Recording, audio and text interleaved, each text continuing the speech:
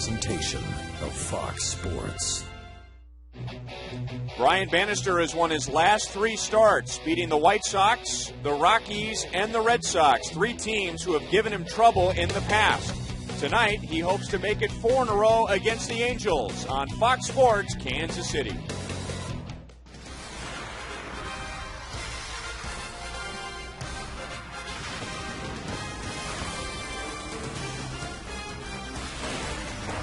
It was just 4 games ago. The Royals had a season-high 20 hits against the Red Sox, but over the last 3 games, the Royals have been slowed down by 3 very good pitchers. Tonight in Game 2 against the Angels, the Royals will dig in against right-hander Joel Pinheiro. Hi, everyone, and welcome back to Kauffman Stadium with Royals Hall of Famer Frank White. I'm Ryan Lefevre, and if the Royals had a longer track record, maybe there wouldn't be an area of concern with the past few games, but this offense is still under construction. Do you think there should be some concern, or is it just 3 bad games? Well, I think it's 3 bad games, but you're always concerned when you lose 3 in a row. And I think just 4 games ago, like you said, 20 hits, and all of a sudden you get shut down. But they got shut down by 3 pretty good pitchers. Buckholz's sinker and power fastball, John Lester's power fastball, and he had an outstanding curveball to go with it. And yesterday they ran into a hot Irving Santana with a power fastball, but also a great slider. And if you just go by the numbers and figure out what's gone wrong in the past few games, well, it's a little bit of everything. There really isn't just one statistic that's weighing the Royals down.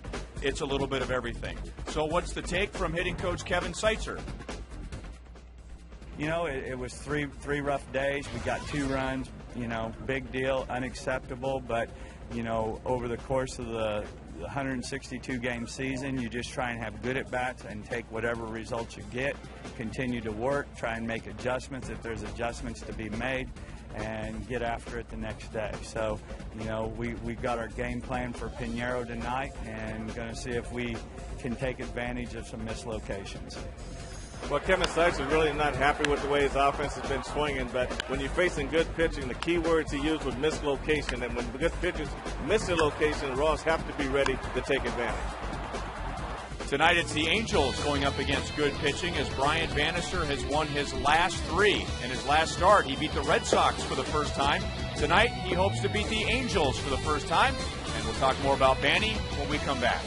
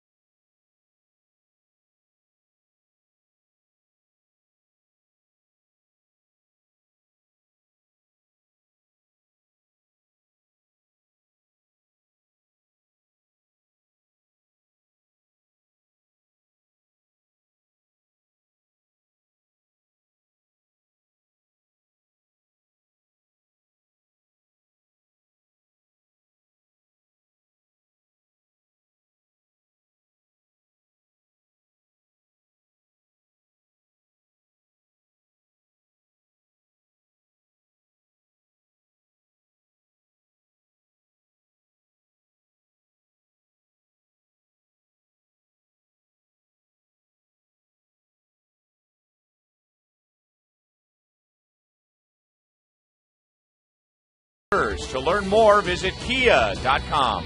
And by Kellogg's, the best to you each morning. It is a hot night. It is a windy night. You'd think it'd be a good night to hit at Kauffman Stadium. The Angels are going up against Brian Bannister, trying to beat them for the first time. Let's take a look at the Kia report. But the key report on Brian Bannister is pretty simple. He's got a 3-game win streak coming in this game. He's very good in June, Ryan. But with no wins against the Angels, he'll be looking to get that changed tonight. Facing an Angels team that had been struggling offensively before yesterday, here's the M&I Bank starting lineup. And with Kendry Morales out, the Angels hoping that someone will pick them up in the middle of the order. But it was the lower part of the order yesterday. Positions 6 through 9 came up with 2 of the 3 home runs and scored 6 of the 7 runs. Joel Pinheiro takes the mound for the Angels tonight. Well, this is the guy, Ryan, that's really induces ground balls. 117 ground balls so far this year, tied for the league leading in that area. So he needs to go out tonight, and the Royals need to really make him get the ball up and try to get some balls in the air. Royals struggled the last couple of games in Boston. They didn't get much from Alberto Callaspo there, but Alberto, against his original organization, had 3 hits yesterday afternoon to get back on track. It's the Royals and the Angels. The first pitch is next.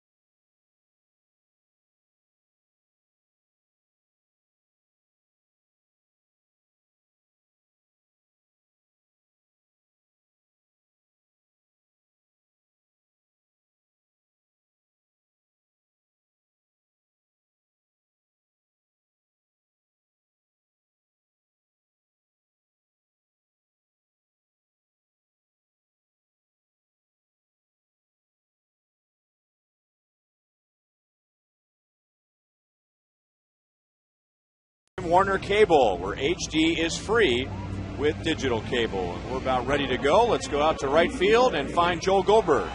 Well, you know, the one thing we've talked about it, guys, that has bothered Brian Bannister is the home run ball. Simple.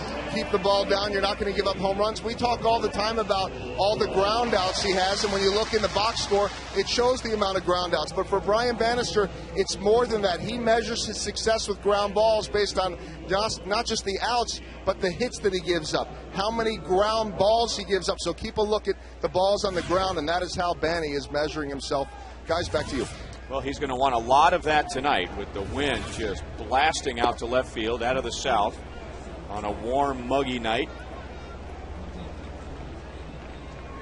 So anything in the air, according to those flags, to center field, left center, and left are going to get a lot of help. 1-1 from Banny to Eric Ibar, who was comparatively quiet yesterday, going 1 for 4 with a double and an RBI compared to what he did to the Royals last year when he hit .529 in 34 at-bats. And there's a ground ball and a big hop for Betancourt, 1 away. 89 degrees, and in the sun, it feels a lot warmer than that. Game started right on time. Time and Temp brought to you by The Parking Spot. Easy to spot, easy to park. The Parking Spot at KCI.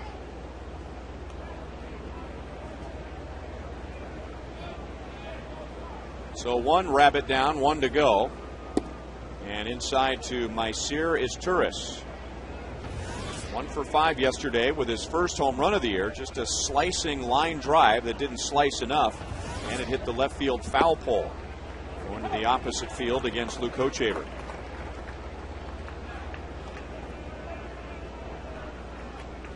That's interesting. We talked about home runs allowed and how pitchers keep track of those home runs allowed, and whether it's a negative stat or whether it's a positive stat. But the one thing we talked about was if that one home run is at a time where it doesn't matter the score of the game, it's really not that big a deal. And when most guys, like some of the greatest pitchers in the game, gave up home runs, like Catfish Hunter, he would give up 28, but most of them were solo. Royals defensively, and the change from yesterday, Chris Getz is at second base, so Micah Vilas gets the night off, at least from the starting lineup. So 2 ground balls to short, and Bobby Abreu 1 for 5 in the box score, but he swung the bat better than that. A couple of line outs to the outfield.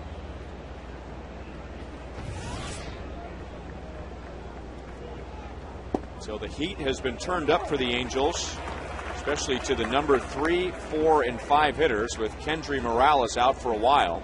The Angels right now are hopeful that they'll get him back for September. He's going to have surgery on his broken left ankle.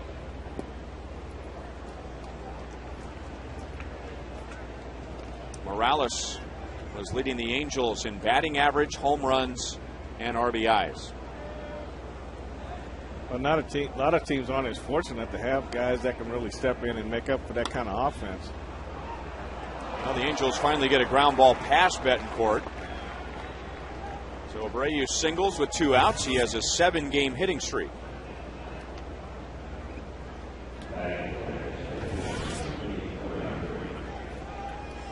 Well, Abreu, you can see he's just a good hitter, right? He just goes right with the pitch, and I kind of go back to that base hit that got off Soria on that 71-mile-an-hour curveball yesterday.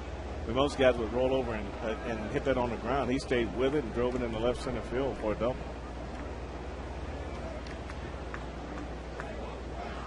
And as Joel just explained, and I was one who was keeping track of Brian Bannister's ground ball outs because that seemed to be very important to Banny. But as he shared with Joel, it's not just the ground ball outs. I mean, he certainly wants his ground ball to be outs, but he also keeps track of all the ground balls, whether they're an out or a base hit, and just kind of goes by the averages that on the major league average, such and such ground balls will result in such and such outs. He is ahead in the ground ball to fly ball ratio, and he's got 2 ground ball outs and a ground ball base hit in the first inning tonight. Torrey Hunter going for it all, comes up empty, and it's 0-2. Hunter was 1 for 5 and snapped an 0 for 11 yesterday. He had been out for about a game and a half with a bruised left hand. He was hit by Seattle's Felix Hernandez on Saturday.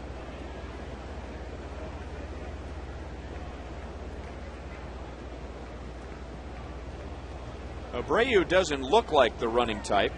He looks more like a fullback than he does a stolen base threat. But he has 8 this year, and he has a run of 11 consecutive seasons where he's had at least 20. Not a very good percentage. He's been thrown out 5 times. He is running. And Kendall didn't quite come out of his crouch the way he wanted to. So Abreu, without a throw, gets his 9th of the year.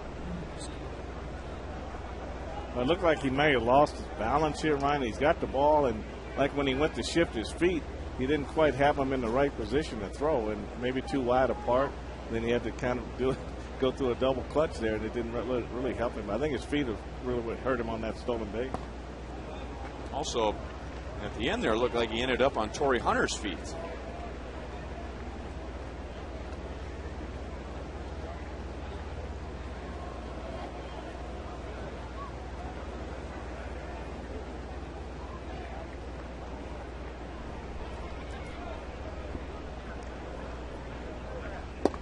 Great pitch over the inside. So a good first inning for Bannister. The Angels are scoreless.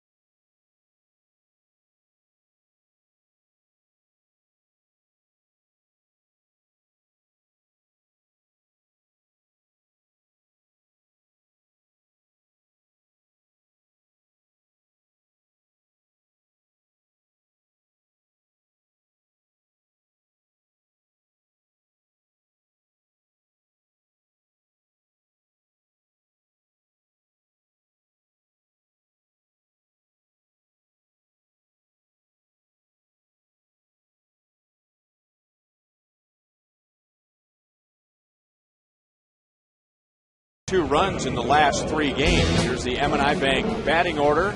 Jason Kendall will bat second. Mike Aviles has the night off. So that means Chris Getz will be at second base, and he'll hit ninth as the Royals face right-hander Joel Pinheiro in his first year with the Angels. Here's the Kia scouting report. Ryan, it's been rugged on the road for him, and he's got 6 home runs allowed. He's winless here at Kauffman Stadium. So, as we said in the open, Kevin Seitzer talked about waiting for the pitcher to make a mistake and taking advantage of it. I think that's what the Royals have to do tonight with Pinheiro. Well, a ground ball pitcher gets a fly ball out, but uses only 1 pitch. And a ground ball pitcher needs good defense. Here are the Angels lined up defensively tonight. Rivera, Hunter, and Abreu in the outfield. Hunter has 9 Gold Gloves. Same infield with the exception of Rob Quinlan, who will start at first base, and Mike Napoli, who had a very good game at the plate yesterday afternoon, is back at the plate for Pinheiro. Jason Kendall driving in the Royals' run yesterday with a double. He was 1 for 3. And he has quite a bit of experience against Pinheiro. 42 career at-bats. And a lot of those coming from his days with the Oakland A's and the Milwaukee Brewers. When he was with the A's, Pinheiro was with the Mariners, so they're in the same division. And then when Jason was with the Brewers, Pinheiro was with the Cardinals, and that's the same division. 3-1.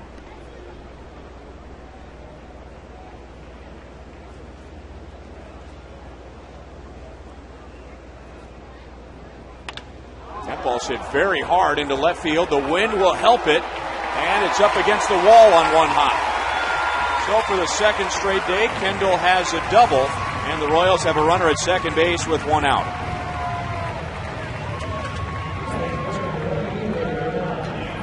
Right, if you watch it at the end of this swing here, he just waited till the last minute, and they just really snapped their bat head through this pitch. See how fast that went through, stayed behind it. And Rivera really had no chance on this ball. This ball was over his head before he could barely get moving. Oregon man. Jason Kendall is safe at second base, safe and secure. New York Life.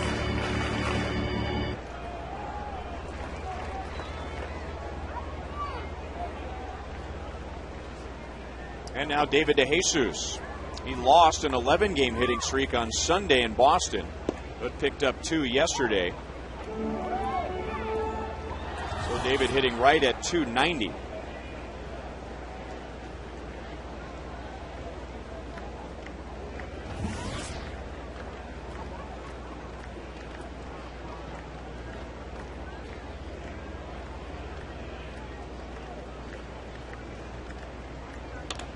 And that's stroked into right field. It gets to Abreu quickly, so Eddie Rodriguez puts the stop sign up for Kendall. First and third, 1 out.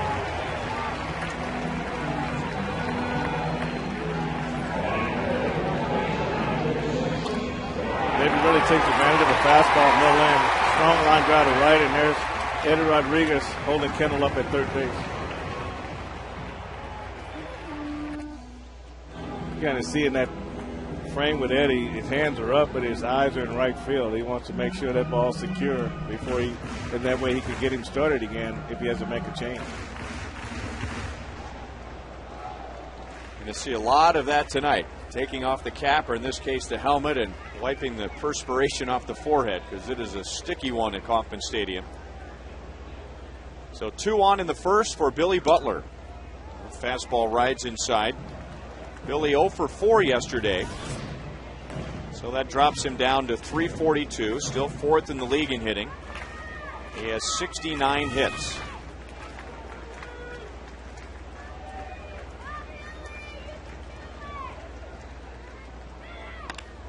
Hit hard and fumbled by Ibar. The Angels get 1 out, but the important thing is no double play, and the Royals take a 1-0 lead.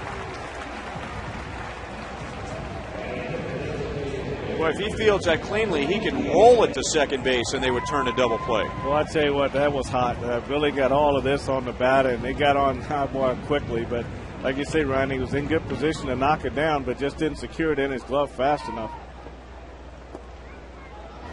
You get a good look at it here. He had a nice long hop right off the edge of the grass there. Should have been a double play. So Billy drives in his 29th.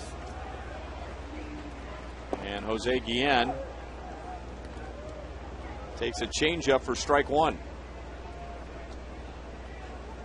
Jose 1 for 4.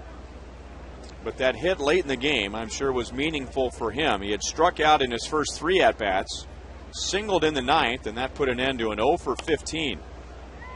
Piñeiro's ahead, no balls, 2 strikes.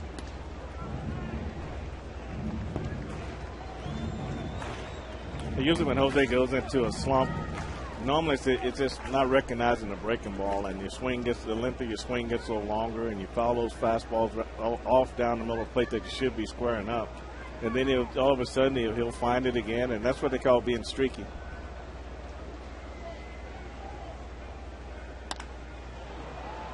Center field, and an easy play for Torrey Hunter. So the Angels give the Royals a break, and they take a 1-0 lead.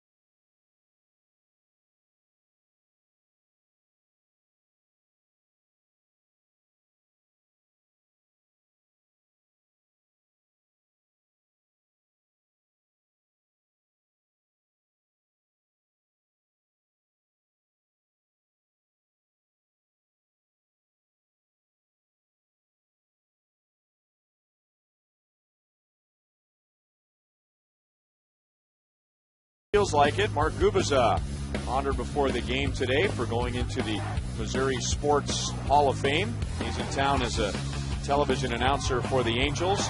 Royals catch a break in the bottom of the first inning as the Angels fail to turn a double play. So Brian Bannister has a 1-0 lead. He'll face Hideki Matsui, Juan Rivera, and Mike Napoli in the second inning.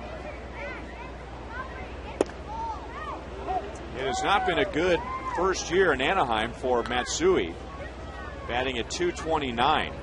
He was the only Angel starter yesterday without a base hit, and he did a lot of that. He's kind of hooking everything over to the right side. That one is off of his foot. I talked to hitting coach Billy Hatcher, and he said that Matsui really has been his most consistent guy in driving in runs. He said that he'd go in these little things where he pulls off the ball and hit around the fastballs, but when it comes to driving in a run, if he had to pick one guy that's been most consistent this year, he would be the guy.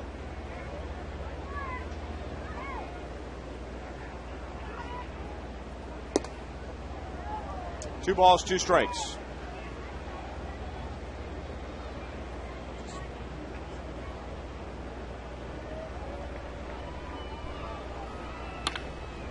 Was out over the plate, and Matsui rips it into the corner to Jesus, trying to cut it off, but it's going to roll by him. So Matsui into second base with a leadoff double, and that ends an 0 for 7 for Matsui.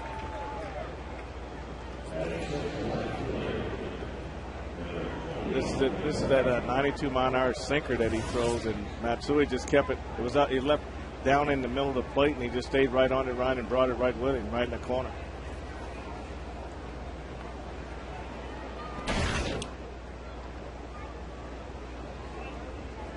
Second hit for the Angels. Bobby Abreu singled and stole a base in the first, but Brian Bannister made a perfect pitch to Torrey Hunter and struck him out looking with a fastball right over the inside edge of the plate.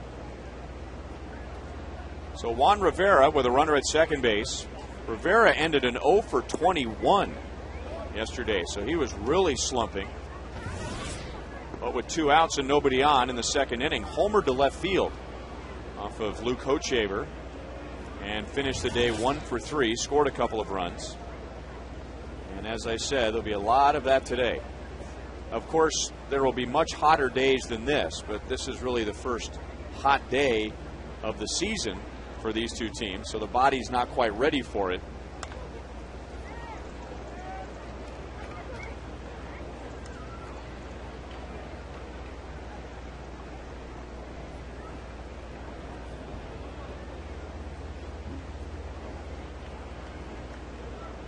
Brian faced the Angels last year and took a no decision and a loss.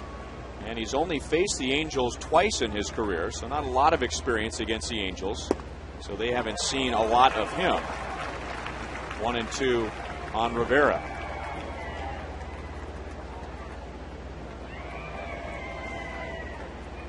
Brian coming off an excellent start against the Boston Red Sox. He had never beaten the Red Sox. And the Royals had had so much trouble lately at Fenway Park. Brian pitched game 1 and really got the Royals off to a good start. Royals won the first 2. And Rivera off the end of the bat floats it out into left center field just beyond Betancourt. So Rivera does a good job of putting bat on ball down in the count.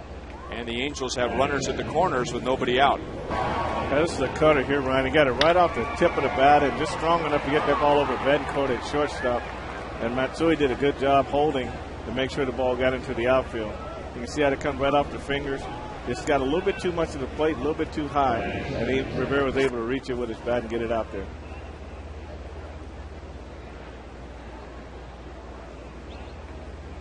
So first and third, and now Mike Napoli, who had a perfect day yesterday. 3 hits, a walk, 2 of his hits extra bases, including a home run. He stole a base. And Bannister misses down and away, ball 1.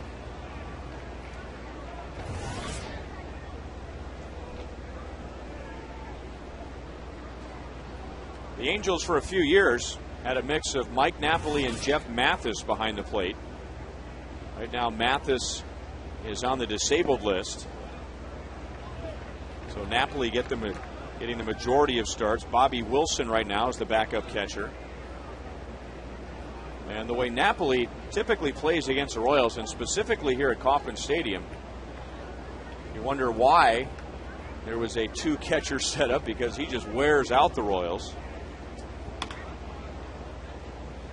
Pulls that ball foul. 2 balls, 1 strike. He just got an odd swing. It looks like he got a swing where he's trying to pull everything, but they'll get the fastball out over the plate and they'll get behind it, and it just shows tremendous power to right center field and just in the gaps in general. His manager, Mike Scioscia, was an outstanding catcher with the Los Angeles Dodgers. So if they had a mixture of Napoli and Mathis, it was for good reason, because if anyone knows catching, it's that man right there. And nobody blocked the plate any better than that guy right there either. When he blocked the plate, you were stopped. You weren't going anywhere. You have to go over him at that point. Angels have won the last 3 American League West titles. They've won 5 of the last 6 under Mike Scioscia. They were world champions in 2002.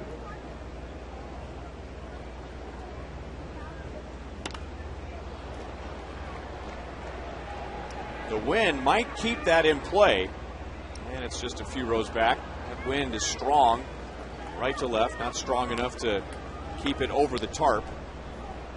So 3 balls, 2 strikes. We hope you'll visit FoxSportsKansasCity.com for around-the-clock Royals coverage.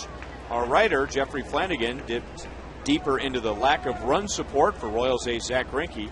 To read this and the rest of Flanny's columns, click on Flanny's Take on the right side of the screen at FoxSportsKansasCity.com. Went right at him with a fastball.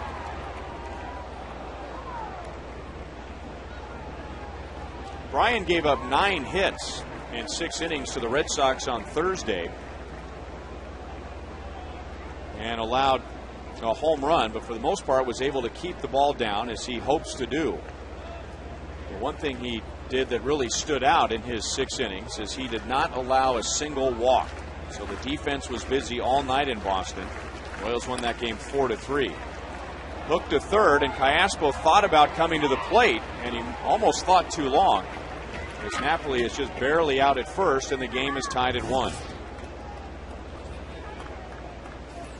It's one of the plays where Alberto's so deep at third base that when this ball is hit, Matsui got a great jump on this ball, and he had no play at home. If Alberto's playing a little bit closer into third base, then it's definitely a play at home plate. But you can see where he just catches the ball, takes a quick look. And like you say, Ryan, you can only hesitate so long when you got to make a throw that long. And you got to make a quick decision. And he was able to be accurate and just did beat Napoli at first base. So Napoli drives in his 20th. Rivera moves up to second base. 1 ball, no strikes to Howie Kendrick, who drove in 2 runs yesterday.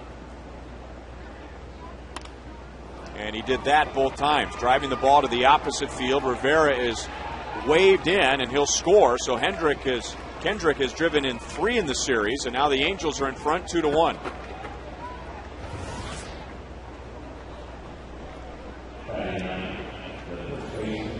This is really not a bad pitch by Banny right here. He just said Howie Kendrick, that's the way he hits the ball. He brings his hands in and really forces the ball to right field, right center field, and that's what he does. He sees the ball riding in on him. He pulls his hand in, and that's how he hits right there. And that, like I say, not a bad pitch. That's a good piece of hit.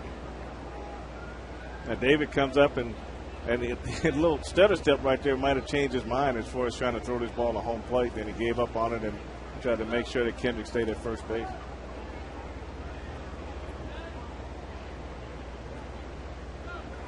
Kendrick will run. He has 4 stolen bases. And with 1 out, Rob Quinlan, who came into the game late at first base, had 1 at-bat. And he may be the Angel that gets the most playing time over at first, with Kendry Morales out. The first 2 games that Morales was out, the Angels tried Mike Napoli, a catcher, over at first base. And then yesterday, Michael Ryan, who is typically an outfielder. Kendrick was running in the count, 1 ball, 1 strike on Quinlan. And now the Angels call on Quinlan, who for a long time has been a utility player, outfield and infield. Started the year at AAA, was called up, sent back down, and then called up when Morales went down.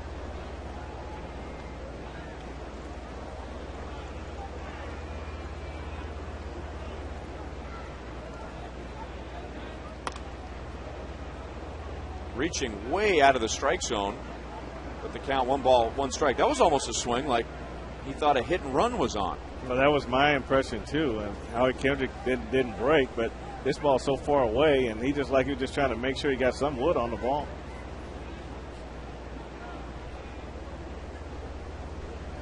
So Quinlan could be ahead in the count right now, 2-1.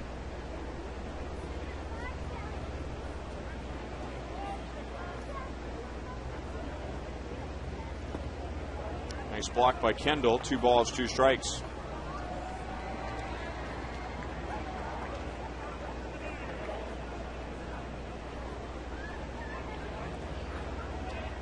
The Angels are not really a home run hitting team, but you couldn't tell that during yesterday's game. They hit 3 home runs. That was both a very close play and a ball that almost got away from Billy Butler. Kendrick, I think he found that he was further from the base than he thought, and normally you would take a step and a dive back, but when he had to make that long reach there, that was enough to throw him off balance.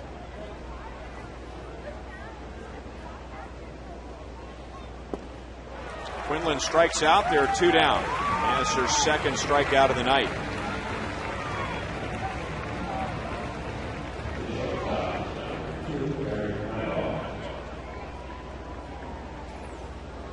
This is a real good changeup from Banny right here. When his changeup works well, it just turns over and just goes straight down underneath the bat.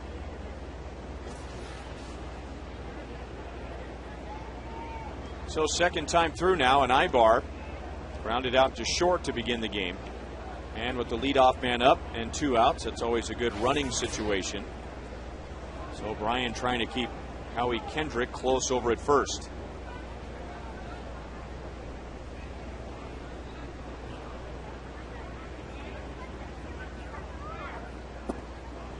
A little bit low for ball 1. Trying to tuck to Steve Foster, Raw's bullpen coach, who teaches the quick move, the pickoff move to first base. And I said, you know, the guys like they're doing a lot of the jump turns, what they used to call balks on the jump turns. He said, I talked to umpires, and they said they don't call that pitch that much anymore. So that's why the Raws have improved on their pickoff moves, because they're able to make that jump turn to first base. Steve Foster, when he played in the big leagues, was very good at managing the running game. In fact, he pitched right around 100 innings in the major leagues before getting hurt, and did not allow 1 stolen base. So that was a strength in his game, and now trying to pass that along to the Royals. 2 balls and 1 strike to Ibar. That's amazing.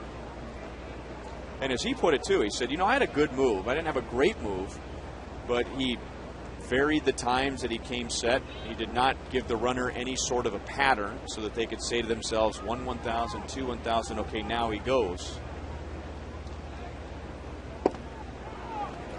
It's 2-2 on Ibar.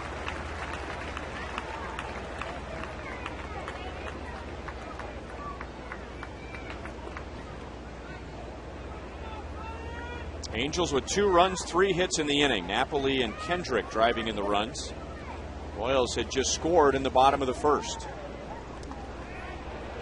And Banny and the Royals are convinced that at some point Kendrick's going to take off. I'm convinced too. Let's try and wear him down in the heat so he has nothing left in the legs. Yeah, the worst thing that can happen is Ibar can lead off next inning. Not running, and Ibar strikes out. So Banny has struck out 3, but the Royals are down 2-1.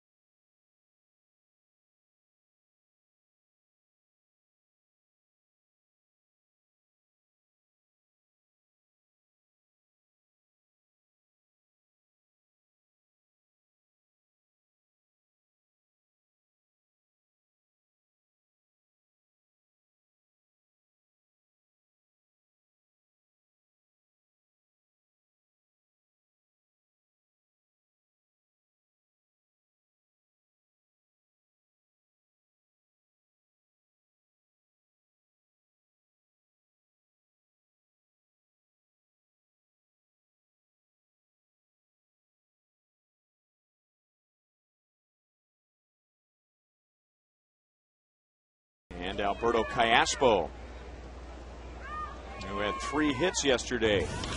Swings at the first pitch and rolls it to Quinlan, who went down to a knee, and that thing almost bounced over his head. So for the second straight inning, Pinheiro has 1 out on just 1 pitch. A reminder to look for the Miller Lite Taste Greatness moment later in tonight's game. It might be Callaspo. Always is fired up to face the Angels. Came up through that system. Traded to the Diamondbacks.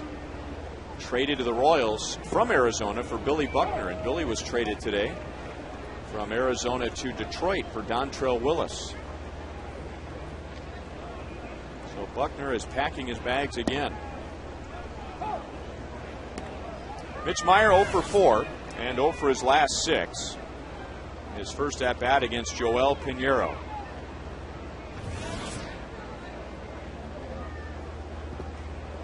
Pinheiro last year with the St. Louis Cardinals really overhauled his approach. When he came up through the Mariners organization, he was a guy that threw hard. He would get his share of strikeouts. He would also give up his share of walks.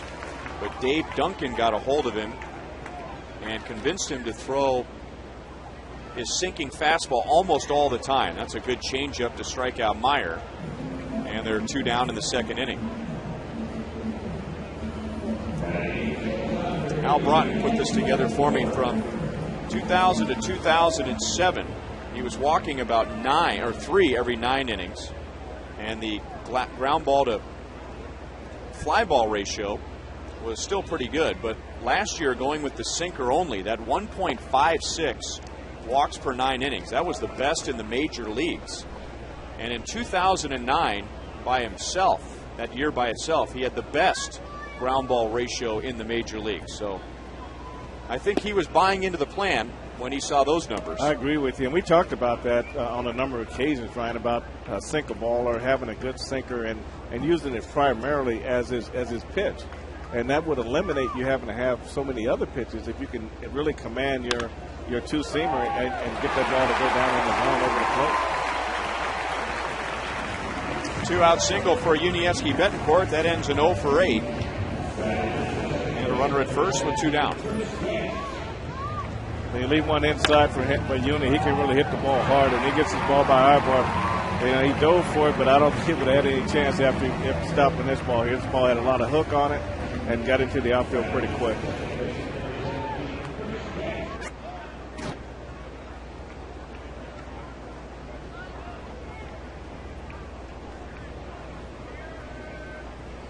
Chris Getz getting the start at second base. Mike Aviles getting the night off.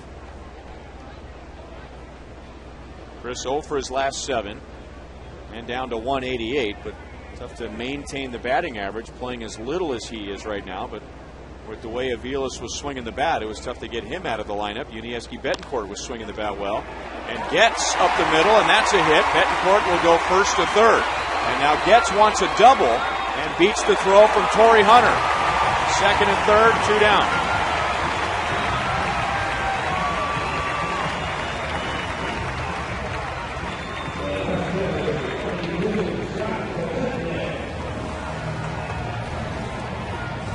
Well, the one thing about not playing a lot, Ryan, when you do get that opportunity, the one thing you got is fresh legs. And once his ball goes by Howie Kendrick into the outfield, Chris Getz is really running right from the start. Yuniesky's going around second base, pumping at third, and Getz is going into going into second base. You can see how he's looking, and just like he just got a little extra burst once he saw them pick the ball up in the outfield, and did a great job on his pop-up slide to stand on top of the base.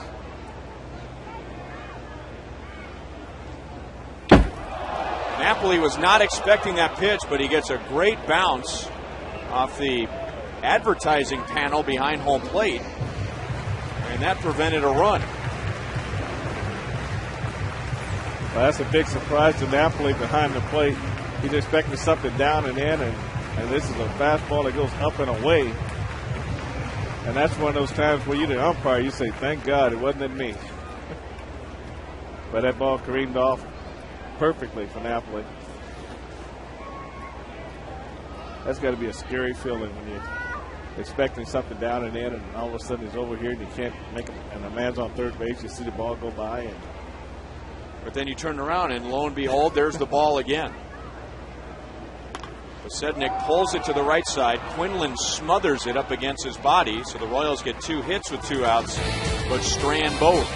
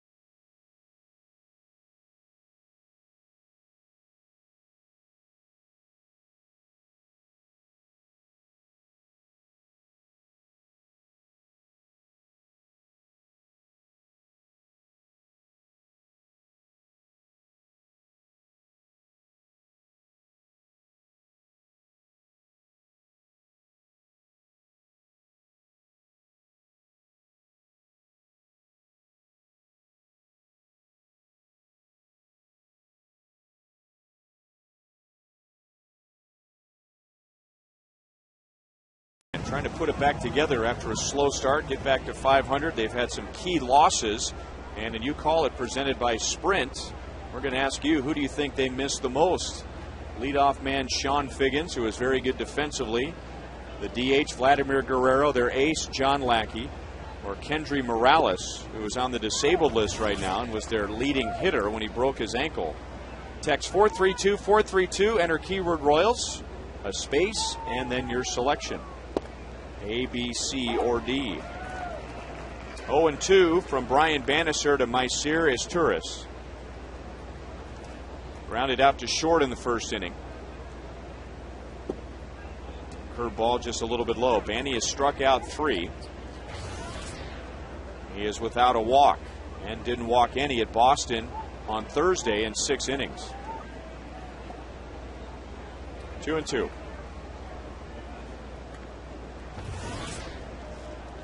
In addition to losses as far as players moving on or going on the disabled list, the Angels already have quite a list of players who have been on the DL this year. So there's yet another reason why they've gotten off to a slow start. Scott Kazmir has been on the DL, Reggie Willits, their closer, Brian Fuentes, a couple of catchers have been on the disabled list. The batter now, Mycir Izturis, has been on the DL. Brandon Wood, they turned third base over to him this year with Figgins leaving. He is still on the DL. And then Kendry Morales. And for years, the Angels' fate was a lot like Murphy's Law. What can go wrong will go wrong. Mike Scioscia took over and kind of turned that attitude around, won the World Series in 2002. But this year, looks like a return to Murphy's Law, at least for the first third of the season. But with all that being said, they're just 2.5 games out. Getz cuts it off and gets it to Bannister for the out.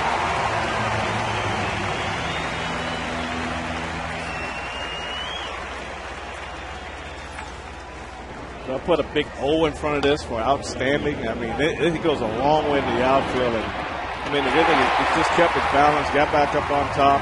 And the toughest thing about this after you catch the ball right is trying to hit that pitcher on the run. So you aim right for the base, and Banning does a great job getting over there. A big smile. He needs one on that play. It's a heck of a play. Billy dives, and there you are right there. Outstanding. I used to love that play. Well, he only made it 3,000 times. If you had to scout and rate yourself, Meyer into left center field to get Bobby Abreu, was that your specialty? Was that your best play? I think so, because I went better to my left and my right, so I would always overplay up the middle because I knew I went well the other way. And so that was the easiest play for me to make because of the left side, I could see the ball. And the toughest thing was going to be whether or not I was on balance or off balance in terms of how much I had to reach when I caught the ball to determine how much success I was going to have to get the runner. That and probably jumping probably be two of my better assets. But I couldn't put a number on it. I can't scout. But you've seen the highlights just like we've seen the highlights. Torrey Hunter struck out looking in the first inning. Brian Bannister froze him with a fastball over the inside. And that is caught by Cayaspo to end the inning.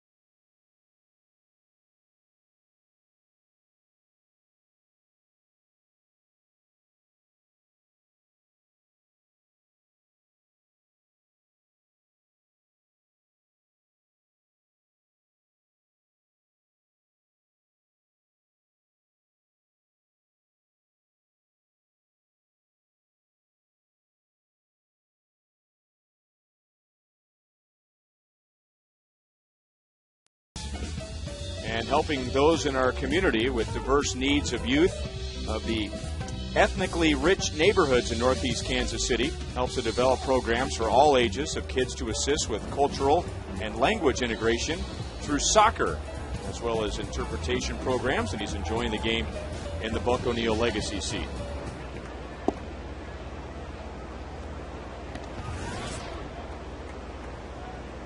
One and one to Jason Kendall, doubled and scored in the first inning.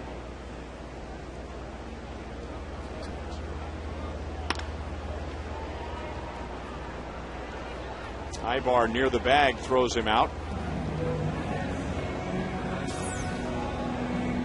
So the leadoff man is not on, but as far as our league leaders go, brought to you by your Kansas City area Toyota dealer, on base percentage, let's go a little deeper than that. On base percentage, leading off an inning when it's most important. And the Royals are fourth best in the American League at .360. And Kendall, who just grounded out, had been the Royals' best this season. His on-base percentage leading off an inning is .472. Now, I have been somewhat accused of being one who doesn't like numbers. I just don't like all the numbers, but that's one that I like to pay attention to. I mean, on-base percentage is certainly an important number, and anyone will take a base runner at any time, but to me, I like to go a little bit deeper than on-base percentage. Who are the guys, and it's not just your leadoff man. I mean, Kendall's the number 2 hitter, but he happens to be leading off this inning. Who are the guys that when you need them to get on base, that they can adjust their approach or they can adjust their overall numbers and get on base when you need them? And right now, Kendall is the best for the Royals. DeJesus is out. He is 1 for 2. Coming up on Friday, the beginning of the Tigers series. After the game, it's the KC Sky Show, a special effects, video, music, and mind-bending magic and fireworks spectacular. 5 times the length of a regular fireworks Friday. Brought to you by Hy-Vee Pepsi and 106.5 The Wolf. Well, numbers.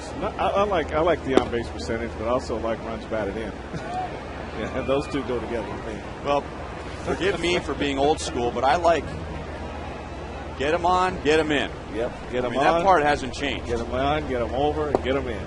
There you go. And the odds are always better when the leadoff man gets on.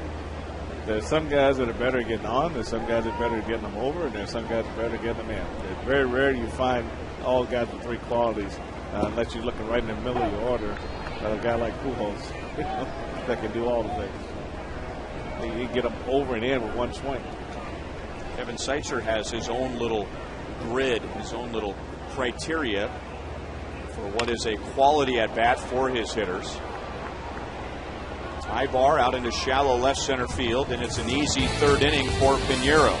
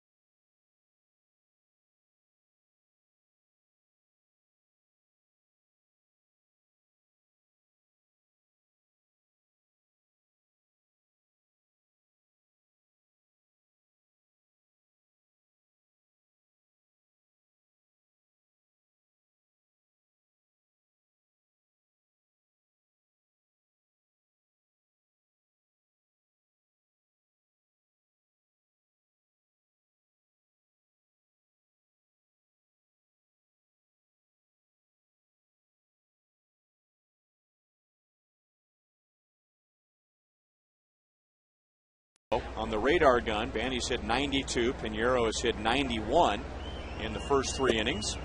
You can double your speed with Roadrunner Turbo from Time Warner Cable.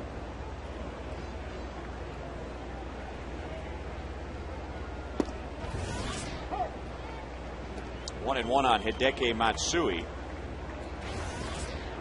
Doubled leading off the 2nd inning and came around to score. Angels with both of their runs in the 2nd inning.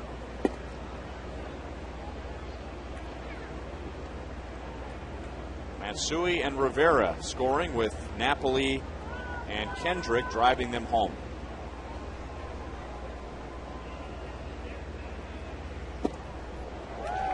Two balls, 2 strikes.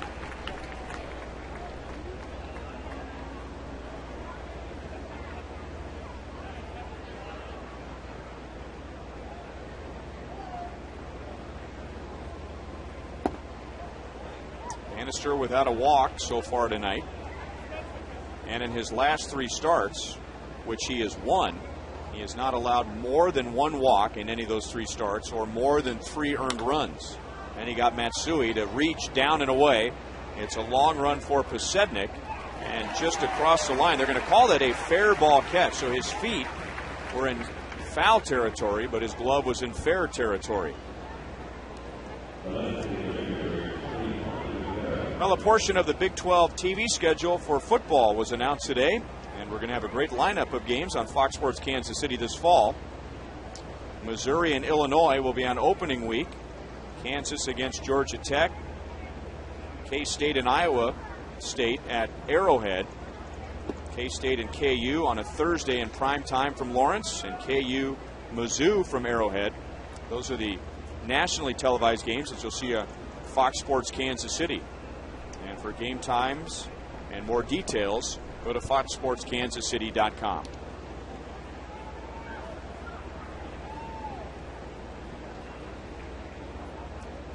So Bannister's retired the last 6. Juan Rivera may have had the key hit in the Angels' 2-run second inning. Matsui doubled, and then Banny jumped ahead of Rivera, 1 ball, 2 strikes.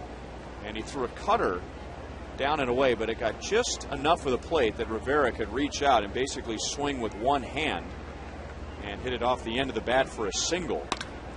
Now he hits it sharply to Betancourt, and there are 2 down. So 7 in a row retired by Bannister.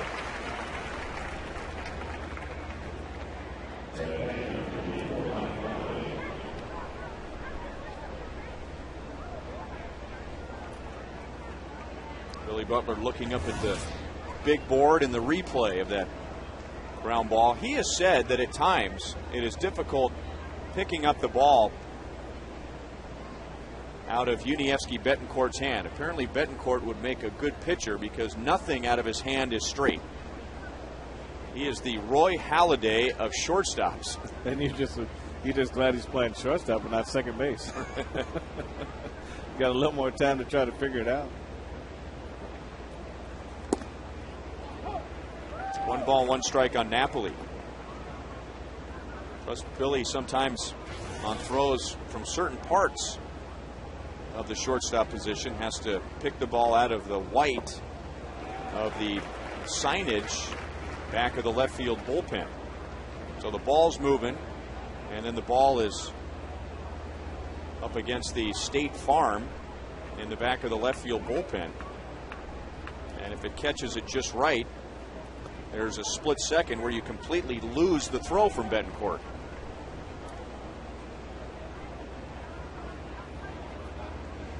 That's a lot of white there. It can get one of those letters and stay in there for a while. It could be a problem.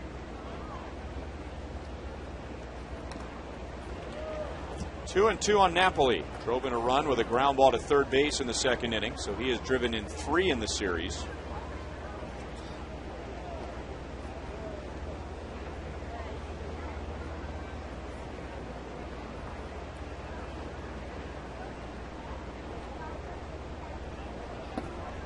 Three balls, 2 strikes.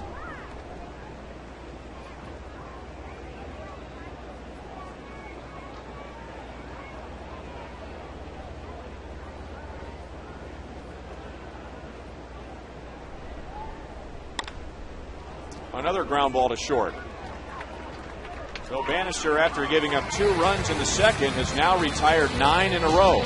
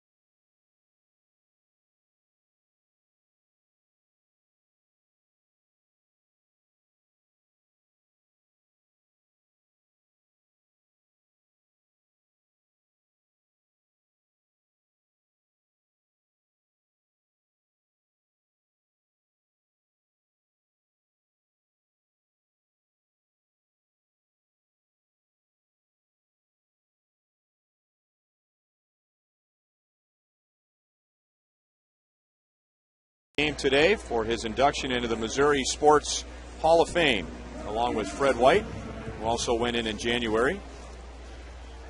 Brett Saberhagen, he and Gooby were a 1-2 punch. The Royals World Series year in '85. And on Saturday, the first 20,000 fans are going to get a Brett Saberhagen bobblehead from Fox Sports Kansas City. That's 132 wins for Mark Gubicza and 110 for Brett Saberhagen with the Royals. Jose Guillen rolls to Ibar, and he is 0 for 2. Mark Gubicza working with Victor Rojas over in the Angels television booth, and yes, that's Cookie's son. Victor grew up here in Kansas City, and you may have seen Victor last year in the first year of the MLB Network. He was one of the regular anchors, and now this year taking over as the television voice of the Angels. So a pretty good Kansas City connection in the Angels TV booth.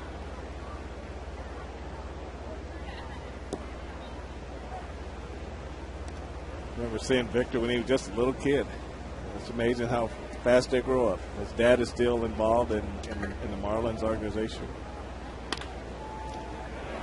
Past the diving Kendrick. Alberto Callasco has his 4th hit of the series. 1 on, 1 out in the 4th inning.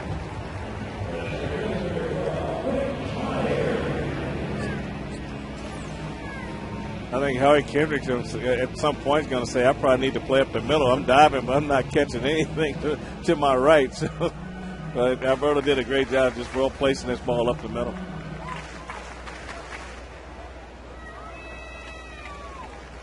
Mitch Myers struck out in the 2nd inning, and that's Piñeiro's only strikeout. Hit to Kendrick, and a double play.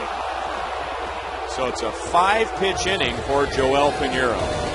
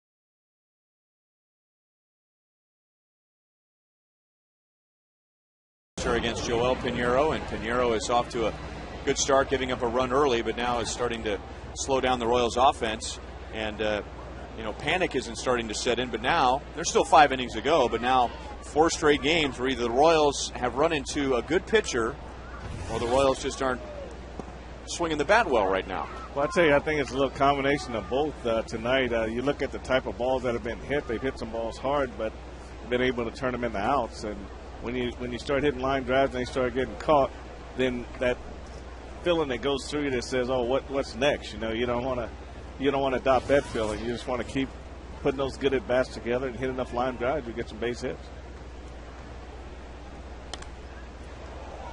1-2 from Bannister to Howie Kendrick. Banny gave up 2 runs in the 2nd inning, but now he's retired 9 in a row.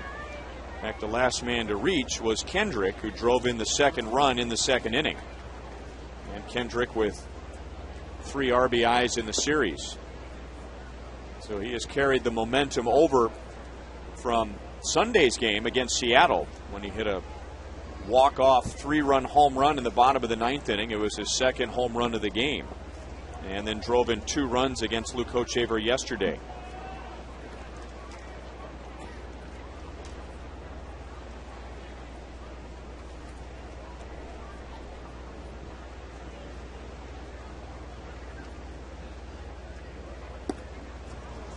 That's the first walk. Let's revisit You Call It, presented by Sprint. 66% think it's Vladimir Guerrero that the Angels miss the most over Sean Figgins, John Lackey, and Kendry Morales, who is on the disabled list. Keep voting, 432-432. Enter keyword Royals, a space, A, B, C, or D. Standard text rates apply. And Guerrero having a monster year so far for the Rangers. So far, he has been healthy. Double play ball. Out at second and safe at first. Betancourt didn't get it to Getz as quickly as Chris would have liked it. It may have cost the Royals a double play. That's all like Chris got to remember the speed of the runner at first base. And here, rather than stand at the bag and trying to make this play, should have came across the bag and try to get a lane for himself so he can get a weight shift here. Here he's got the left foot on the bag. Now he's flat-footed, and now he just can't make that throw. He can't get off the ground either, and that's what's the dangerous part of that play. Now, if Betancourt could do that again, does he charge that ball instead of go back on it? Or was that just the best hop for him? I think as an infielder, you gotta. They always say make the hop as long as possible, as short as possible. So you just whatever he feels most comfortable with. Now, if he, as a second baseman, you watch that. If you see him coming in, now you know you got a chance. If he backs up, now you got to make a decision. Am I going to just one out, or do I hang in here and still try to get 2? So with Kendrick being the runner at first base, I would say should have just got 1 and got out of there. Tag and out. Well, Brian Bannister has an 8-pitch inning as the Royals turn an inning double play.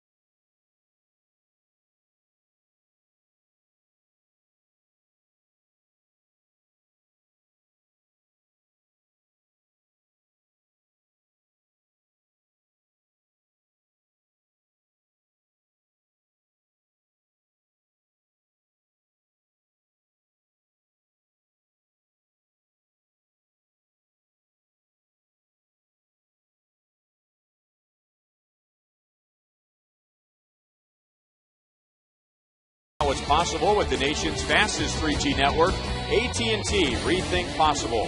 And by Steel Outdoor Power Equipment, powerful, lightweight, dependable, versatile. Yard care solutions start at steeldealers.com.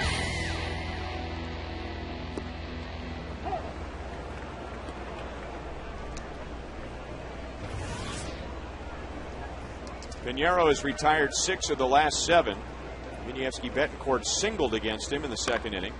And he drives this one to deep left field. It's over Rivera's head and up against the fence. And now rolling towards left center field. Betancourt is going to try for 3. Ibar's relay is not in time. Tying run at third with nobody out.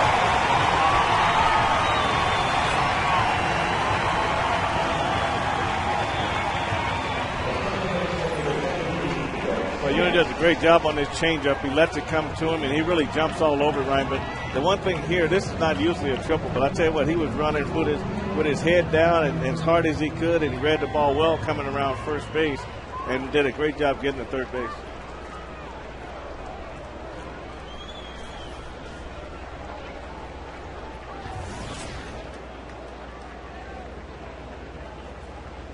And now Chris Getz, who doubled in the second inning, a hustling double.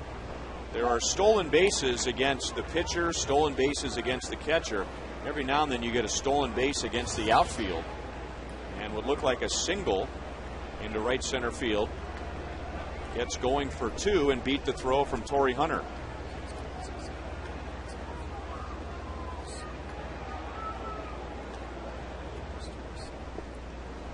Yeah, he's also played well defensively too, Ryan. When you talk about the play on his steers, you know, he just shows you what range can do on the infield. He goes far to his left, he makes his play, gets his balance back, and then makes a nice little hit bandit cover at first base.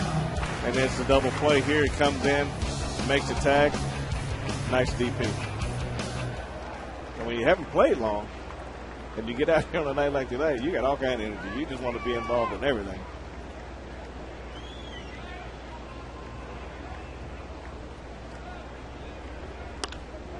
Now into center field, and he continues to be involved. He ties the game with his second hit.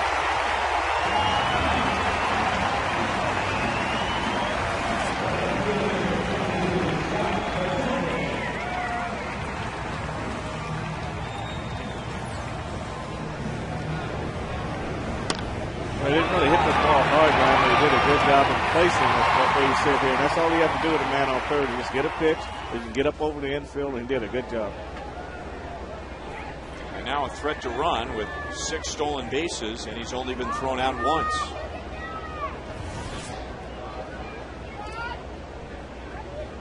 So Pasednik here has so many options, and he's so creative at the plate. He can swing away, he can bunt, and he's tied for the league in sacrifice bunts, or he can try and bunt for a base hit, or Ned Yost might put the hit and run on. Well, all those are great options that you have with Pasednik at the plate and Getz at first base. I mean, those are the options they've had all year. They got some great combinations on this team to manufacture runs if they want to use them.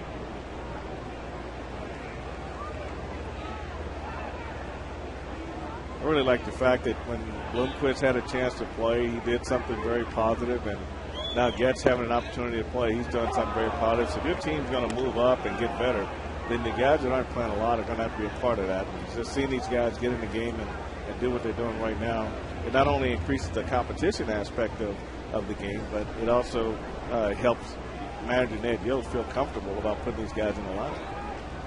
It just shows that they're doing their other work leading into the game. On an 0-2 pitch, Pasednik lines it into center field. The Royals open the inning with 3 straight hits.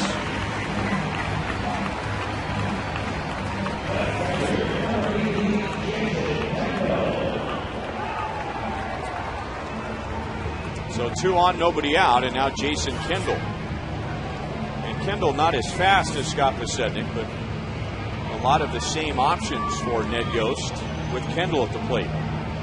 Well, we know he'll bunt to third if he has to. He can do that very well. Probably one of the better guys on the ball club as far as bunting for a base hit goes. And he can maneuver the bat, and then any way he wants. He can go hit behind the runner. He can do a lot of things. You know, he just get a pitch up in his zone. Great situational guy. The Angels think he's going to bunt. They have the corners in. And thinking about it, with 1 out in the first inning, Jason Kendall doubled and scored. Well, Ned Yost would love to see this again right here, Ryan. He did a great job of getting the pitch out over the plate and driving over Juan Rivera's head in left field.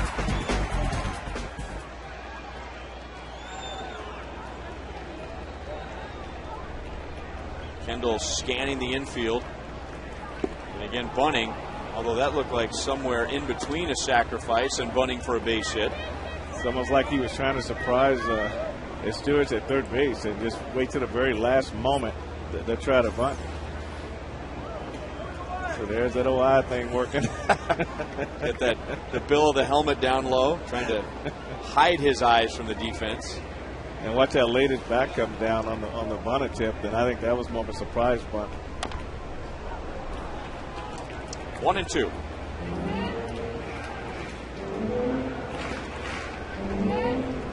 Eddie Rodriguez. Eddie's got kind of a worried look on his face. On a night like tonight, not sure if Eddie is going through the signs or just wiping the perspiration off of his palms. He probably wishes he could take that helmet off.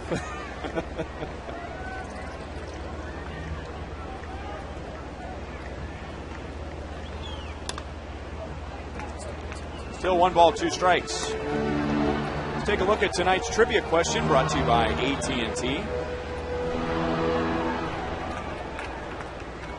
Who are the 2 former Royals players to manage the Angels?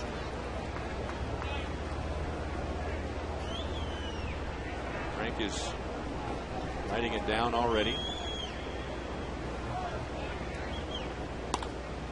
Jam badly. Infield fly rule, so Kendall is out. 1 away.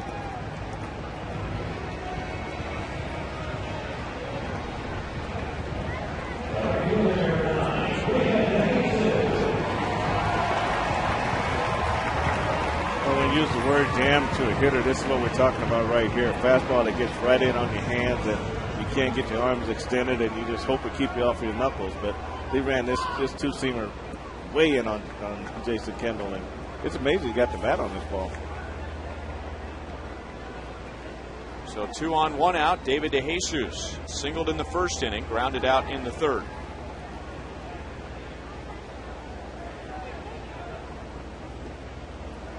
Blocked by Napoli, and that's a big block. If the runners move up, there's no chance for a double play, and a base hit could score 2. So you won't see that block on the highlights of this game when the game is over, but who knows? With what happens with the DeJesus at bat here, that might have been a big block. Right now it looks really huge in a tie ball game, and Mike Scioscia, I don't know if he wanted to catch around that couldn't block balls in the dirt because he was one of the best at it. 1-1. He was sharing some stories with me yesterday about his meetings and talks with Johnny Roseboro with the Dodgers and Dale Crandall, and those are 2 of his favorite guys for teaching fundamentals and just knowing how to catch. And he said he learned a lot from those 2 guys.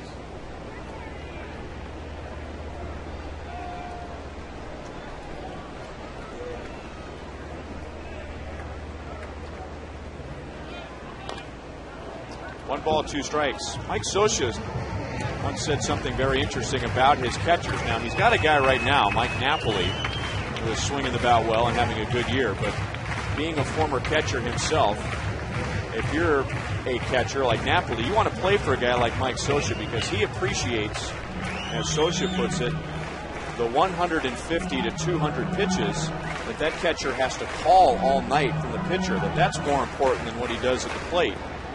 And put it in terms of the pitcher is the horse, the catcher is the jockey. So the pitcher is the one that gets all the credit and does most of the work, but the jockey has a big role as well. He just can't fall off. Line to center. Hunter was shallow, and this is way over his head. The Royals are going to take the lead, and DeJesus is going to end up with a 2-run triple.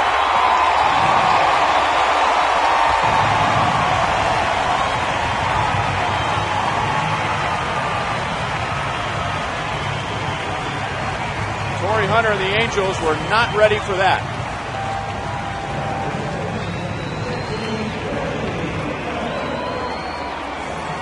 David hit this ball very well. Ball went back out over the plate, and he just stayed right on it.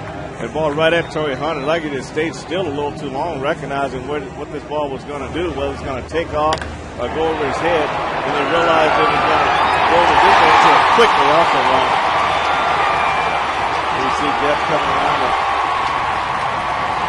the seventh. Great swing by David. Now, normally, when a hitter is down in the count, you come in a little bit and you go to the opposite field just a little bit. But this early in the game, I mean, Scott Pasednik, or Chris Getz was the runner at second base. He has great speed.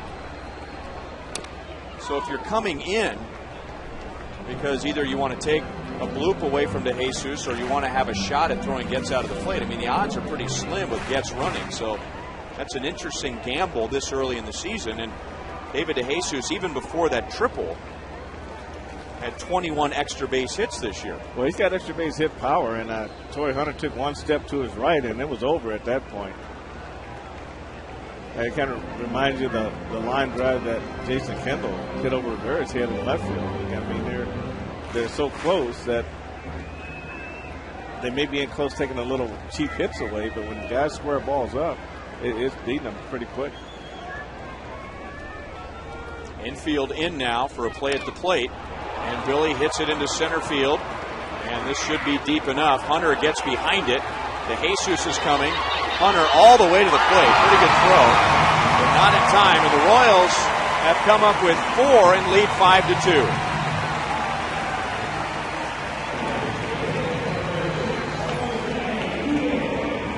Well, this is the one time you can just air it out right here. There's no other base runners that think about it. Torrey Hunter does just that, but David DeJesus just beats and throw to home plate.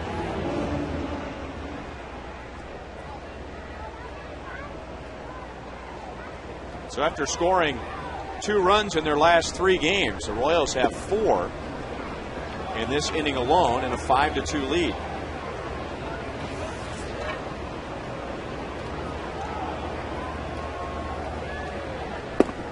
Now here's a bat the Royals need to get going, and I think it was just about a week ago, maybe 10 days or so, that we showed you that when Jose Guillen has an RBI, it has a big impact on whether the Royals win or not.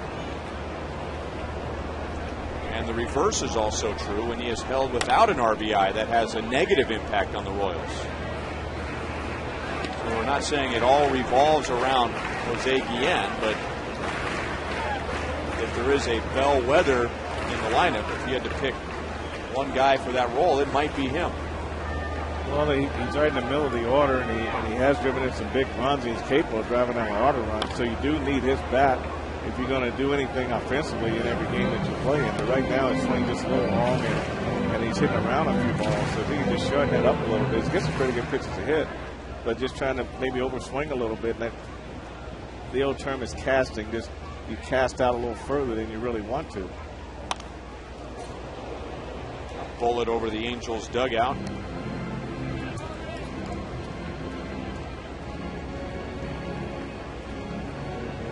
He has flied to center and grounded out to short tonight.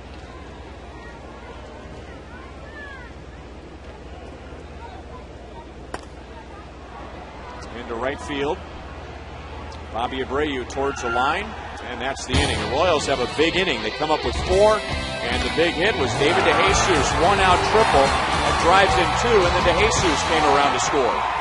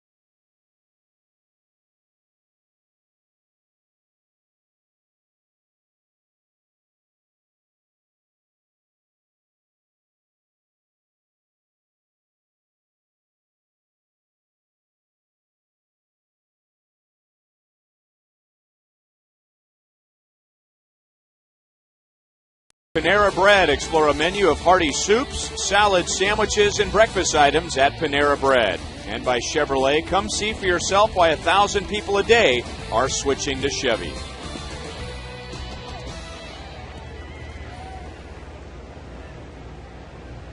Now Brian Bannister pitches with the lead again, this time 3 runs. He had a 1-0 lead at the end of 1. He has retired 10 of the last 11. Got a double play to get out of the 5th inning. And now is Turris into the right field corner, and it's a 5-3 game. So Myceris Turris has turned into a power hitter in this series. He was without a home run until yesterday when he homered off the left field foul pole, and now this one was several rolls back inside the right field foul pole. Well, nice pitch for him to hit, Ryan. This looks like a little cutter that stayed out over the plate right here. I'm sorry, the changeup. They really went back out over the plate, and he just stayed right on. Just got a full extension on it, right inside the foul pole in right field.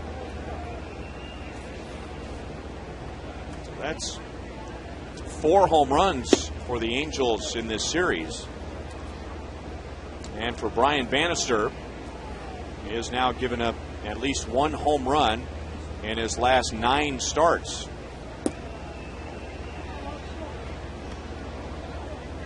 2-0 on Bobby Abreu, singled in the 1st inning and flied out in the 3rd.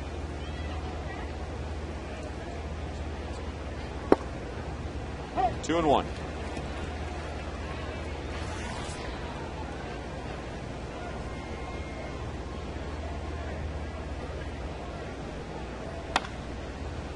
One hop to Callaspo.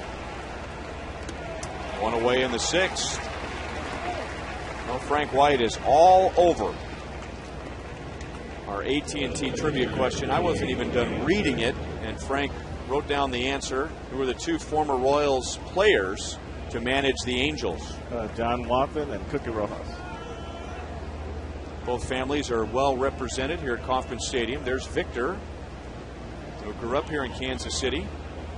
Cookie's son, now the television voice of the Angels. And Duke is here somewhere. There he is. Duke was informed by producer Kevin Shank before the game that he'd be part of our trivia question tonight. And Duke kind of rolled his eyes and said, let me guess, does that have something to do with catchers that run well? 1 out single for Torrey Hunter. He's 1 for 3. And of course, Duke's daughter Dina works for the Royals. 1 on, 1 out. Tonight's copyrighted telecast is presented by the authority of the Kansas City Royals and may not be reproduced or retransmitted in any form. And the accounts and descriptions of this game may not be disseminated without the express written consent of the Kansas City Royals Baseball Corporation. Ryan Lefevre with Frank White and Joel Goldberg with producer Kevin Shank, director Steve Kurtenbach, associate producers Al Broughton and Sam Abramson, and the producer of Royals Live is TJ McGinnis.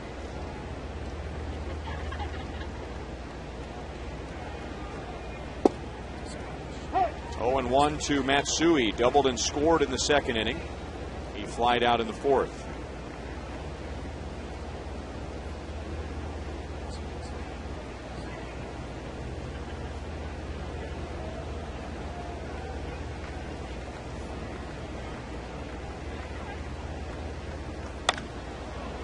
Deep right field and into the corner to Jesus at the track, at the wall, off the railing, and it stays in.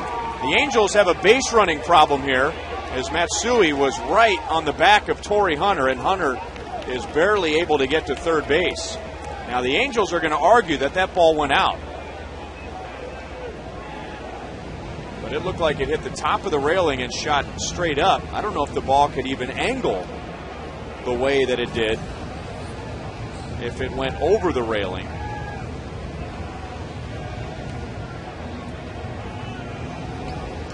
Yep.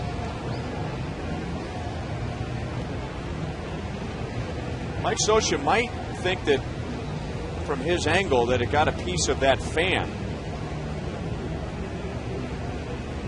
That's clearly off the railing. It didn't hit a fan, it didn't hit a chair, it hit the top of the railing, and we might have an instant replay.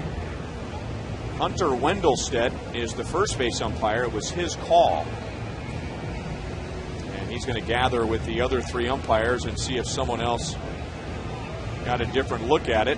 And I think we are going to have instant replay.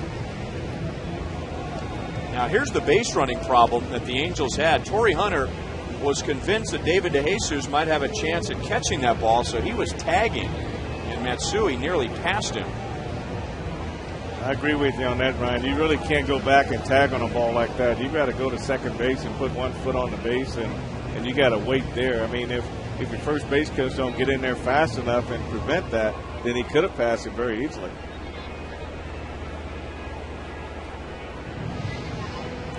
So the Angels think that Matsui's ball cleared the railing, hit something other than the railing. And if it clears the railing and hits a fan or hits a chair, it's a home run. So the call is a double. The Angels think it's a home run. And as soon as the umpires realize that it hit the railing, we'll have second and third with 1 out.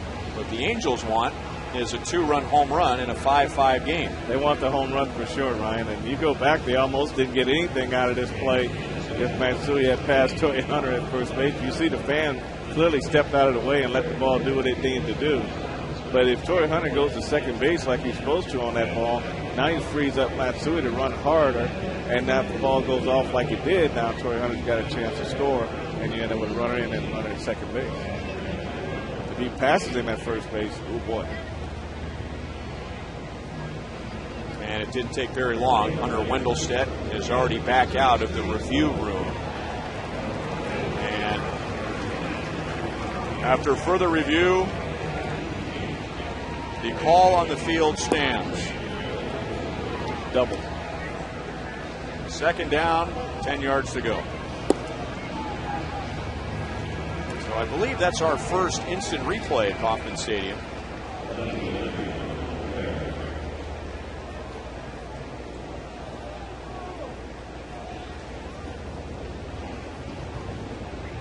No, that's the third one here at Kauffman Stadium. Do you remember the other 2? No, I don't. I don't remember the other 2. Oh, Ned Yost is out to talk to Brian Bannister. Brian with a 5-2 lead going into this inning. Gave up a home run to Myceris Turris, and now runners at second and third with 1 out.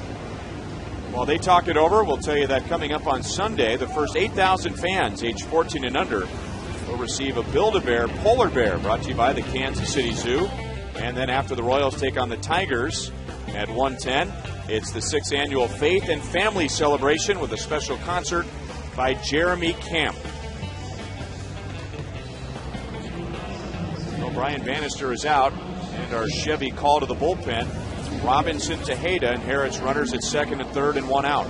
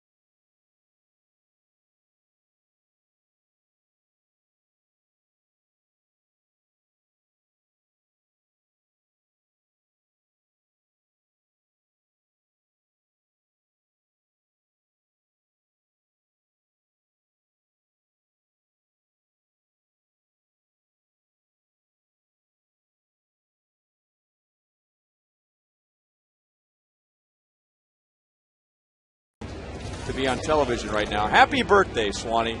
Come on, give a thank you. Give us a smile. Do it for Renee and Rachel back home. David Boyce, who is the official scorer, also celebrating a birthday. So happy birthday to Swanee and to David. He used to write for the Kansas City Star. Well, last year, Robinson Tejeda was the Royals' in-game stopper. And when the Royals needed to get out of a mess, they needed a strikeout. Tejeda, even though he wouldn't get a save for his work like Joaquin Soria does when Soria closes the end of the game, Tejeda was kind of the mid-game closer, and he inherits runners at second and third in a 2-run game. And will pitch to Juan Rivera.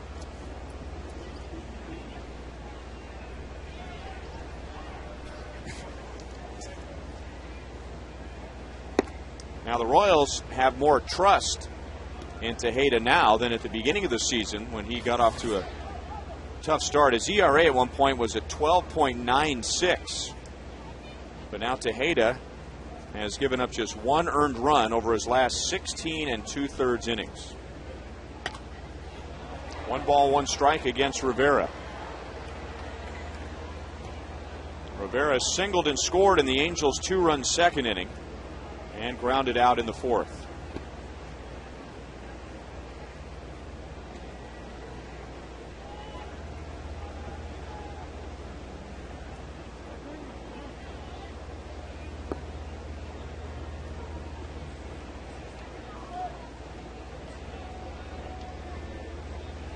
Rivera 2 out of 8 in the past against Robinson Tejeda. And all those hits are singles. All 2 of them.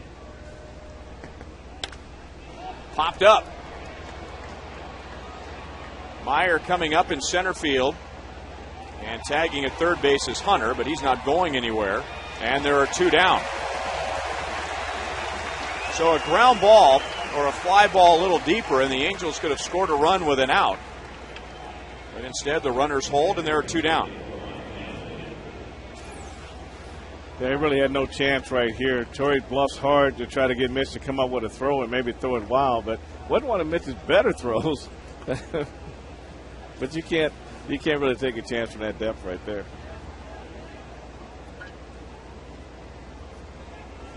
And now Tejeda goes up against Mike Napoli.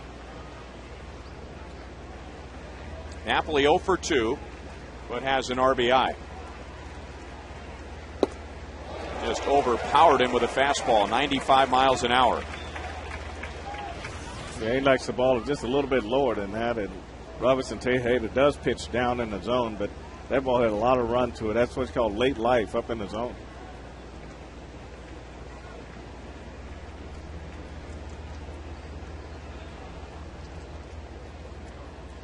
Back with the same pitch, better location, down and away. And he moves it up to 96, and it's 0-2. Well, this is unhittable right here, Ryan. I mean, this ball starts on the outside and moves right back to the inside corner. And a right-handed hitter would give up on that pitch a little too soon. And with that speed of 96 miles an hour, that's just not fast enough to react.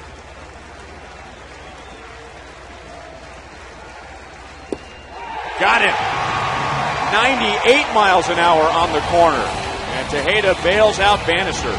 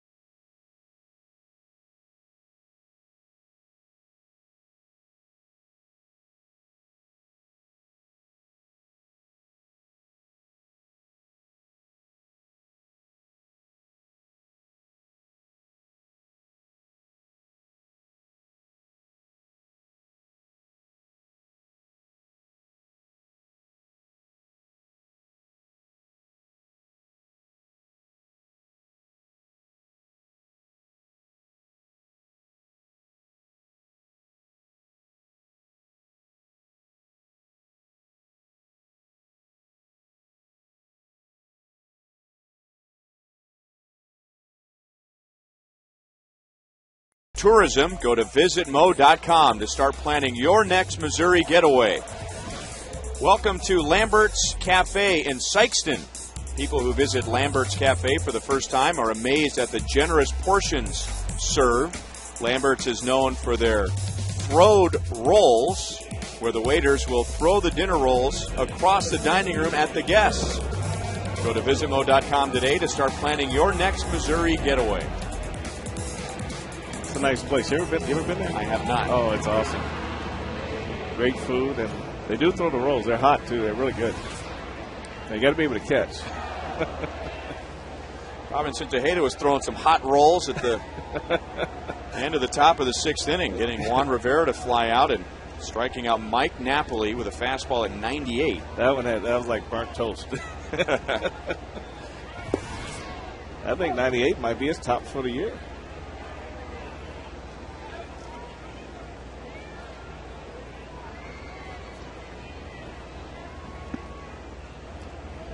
One ball, one strike on Alberto Callaspo.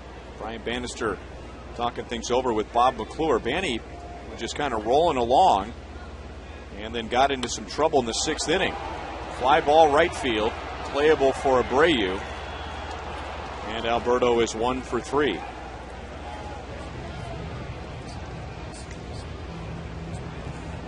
Hey, fans, mark your calendar and get your tickets now for the first ever free hot dog night at Kauffman Stadium. Presented by Farmland. Free hot dogs. June the 16th, every fan will receive one free hot dog when the Royals take on the Astros at 7:10, so dinner is on us. Royals.com or 1-800-6-ROYALS for tickets and a free hot dog. Mitch Meyer 0 for 2, lined into a double play his last time up. Down, no balls, 2 strikes. Anyway, Brian Bannister over there talking to Bob McClure, and Banny, through 5 innings, had given up 2 runs. He had retired 10 of 11, and the Royals just scored 4 in the bottom of the 5th inning, but he gave up a home run to his Turris, and then with 1 out, back-to-back hits. And with runners at 2nd and 3rd, 1 out, Ned Yost came out with the hook, pulled Banny, and then Tejeda bailed him out. That ball just went over the bag fair, so Quinlan swings around to retire Meyer. 2 outs in the 6th inning. So Banny doesn't want to wait till tomorrow or the next day to talk about what went wrong tonight. He wants to go over it right now with Bob McClure. Sometimes you have to wonder who's doing the coaching. Because Banny's into those numbers, and I knew this was going to happen. But I'll tell you one thing, he does pay attention to what he needs to do and what he does best. Because he, of all the pitchers, he may have the least to work with in terms of velocity. So he's got to be a better pitcher. And by him paying attention to all those little details, that does make him a better pitcher. Betancourt pulls it to short. So Pinheiro is down tonight, but he's still efficient. That's an 8-pitch 6th inning.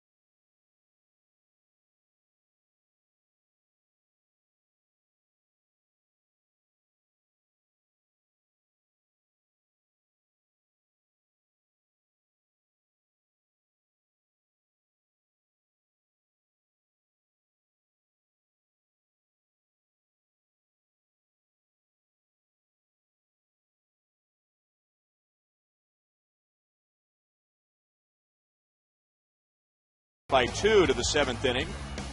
Chris gets involved. Get it, Frank?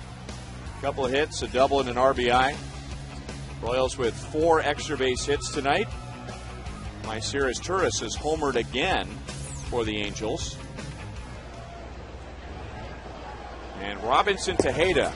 And if you could give saves away to a fireman in the middle of the game, Tejeda would have gotten one in the 6th inning. A 2-run game, runners at second and third, 1 out. He got Rivera on a fly ball to shallow center and then struck out Napoli.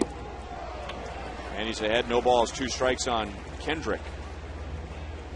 He threw 3 pitches to Napoli. A fastball up at 95 that Napoli swung through. And then back-to-back fastballs down and away at 96 and then 98. And now 97, so he likes his fastball tonight. Well, that's his bread and butter pitch, and when he's got it working, I mean, it's really working here. And I mean, Napoli's got to feel like, what do I have to do? I have no chance with this guy.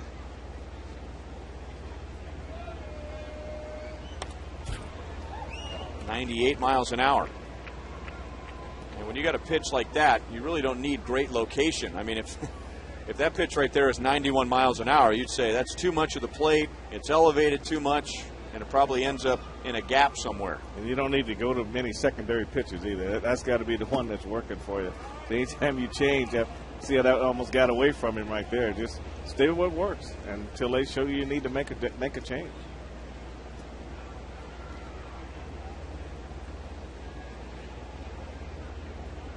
Kendrick, Quinlan, and Ibar coming up. Well, he hasn't been below 95 with his fastball. And if you add the 2 outs for him in the 6th inning, Tejeda has now allowed 1 earned run in his last 17 and a third innings.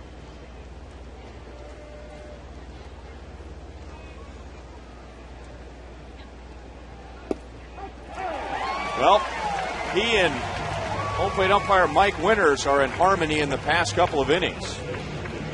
Robinson's nailing that spot, and Winters is calling it. Well, it's a strike. It's right on the knees, right on the outside corner. That's that pitch that hitters can't hit. And you just hope to foul it off and get a chance on the next pitch.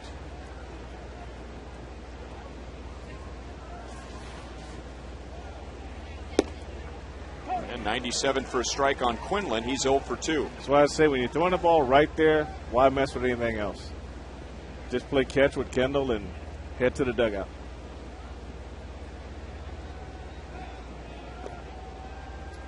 Well, he mixed in the slider, not even close.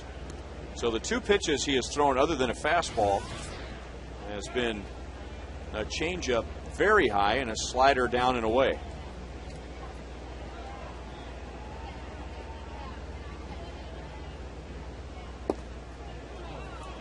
Just missed the inside, and it's 2-1.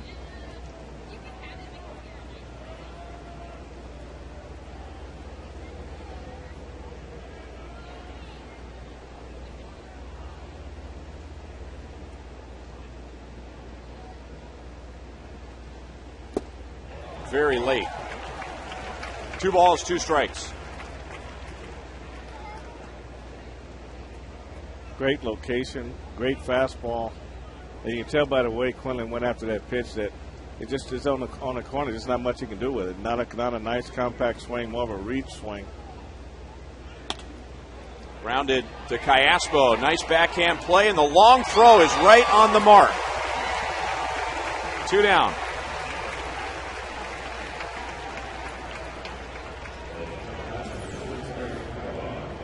Robinson left the ball on the inner half, and Quinlan did make a nice swing on it, but Casper did a great job here, Ryan. Watch him make this play here. He doesn't get in a hurry. He takes his time and just makes a nice strong throw over to Billy. A lot of guys get in a hurry and try to rush that throw. It goes high, it goes in the ground, but he realized how much time he had, and it showed in the results of that play.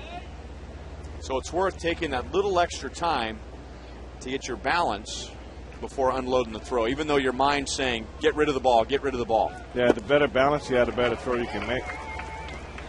You see that a lot from the outfield on a do-or-die play. An outfielder comes in, fields, throws, does a somersault, legs and arms going everywhere, where maybe he took one more step and got his feet underneath him. Now you got a better throw. I mean, I remember Beltran when he first started playing the outfield here, he would come in and do that. He wanted to throw the ball with everything he had, and he would throw, and he would actually take a flip in the outfield. And then he had a few balls up against the backstop here, but they always ride high. Just take the little extra time, sacrifice a little power for accuracy, and you usually do pretty good. Ibar 0 for 3 and just 1 for 7 in the series after killing the Royals last year. Dropping down a little bit and still running it up there at 92 miles an hour. Well, I hate to face him tonight, though. I mean, he's dropping down. He's getting a lot of run away from the left-handed hitter. I mean, look at that swing. He cannot get hurt with that swing.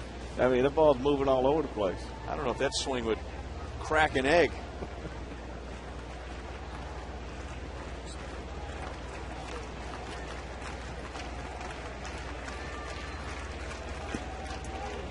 So he had him reaching away at a fastball and then missed inside with a slider.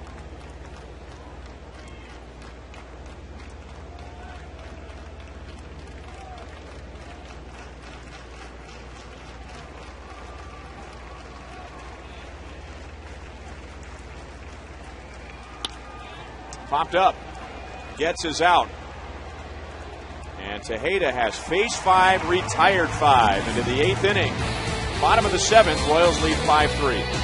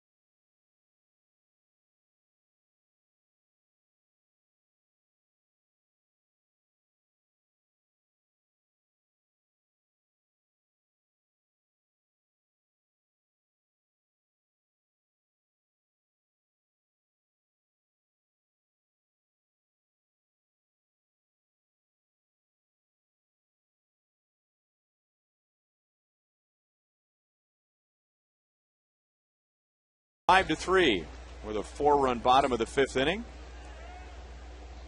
Getting very good bullpen work from Robinson Tejeda. Chris Getz driving in a run in the 5th inning and then coming around to score. The big hit in that inning was David DeJesus' 2-run triple, and Getz 2 for 2 tonight against Joel Pinheiro.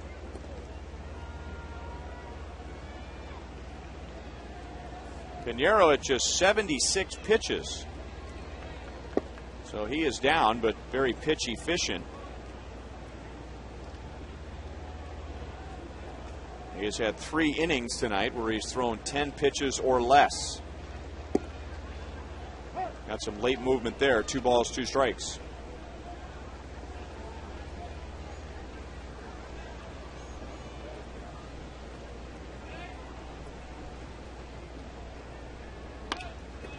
Back to Pinheiro.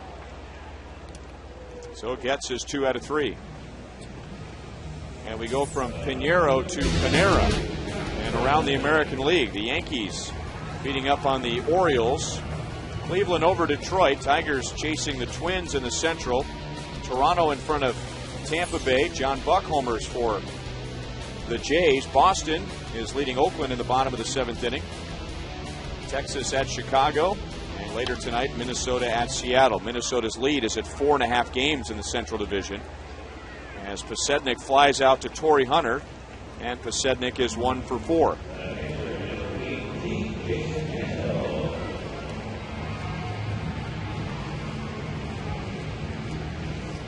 Tomorrow will be the Royals' 54th game, so that's the 1/3 mark of the season. And looking at some of the divisions around baseball, just about everything's still a pretty tight race. 2.5 games in the East, 4.5 in the Central, 1 game in the West. The Royals come in 10.5 back in the Central in 4th place. And the Angels 2.5 back in their division, and that is in 3rd place. But they have a slumping Texas Rangers team in front of them, and a very young Oakland A's team leading the division.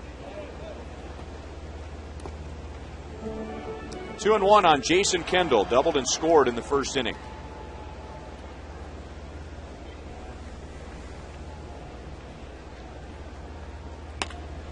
And that's belted into the left field corner. It is a foul ball, just barely.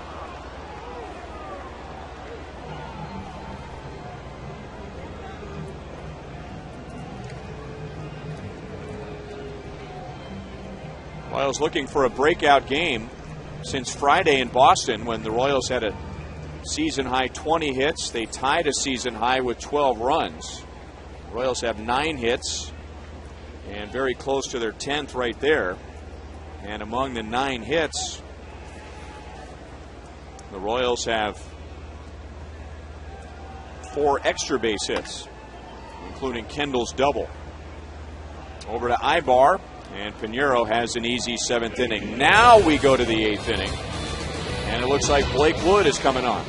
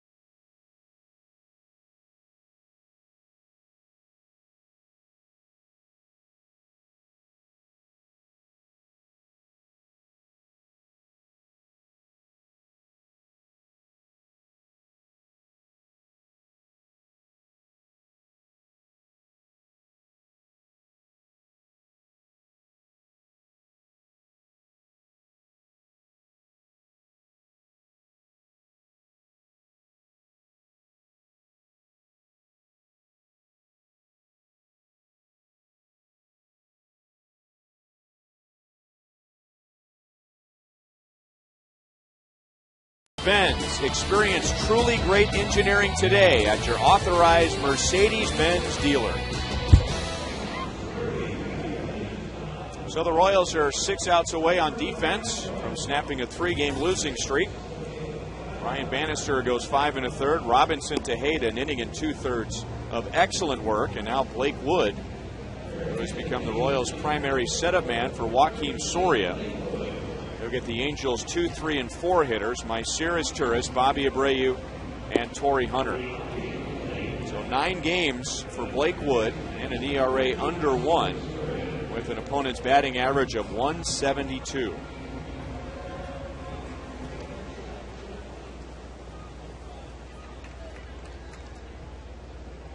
Myceres Turris with 54 at-bats coming into this series and no home runs. And now he has 2 home runs in 8 at-bats.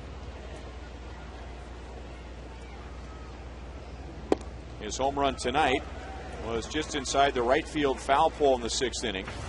He is 1 for 3. Not a small ballpark he picked on either. I mean, right down the line and the left field line, and then right down the right field line. He just out of the blue.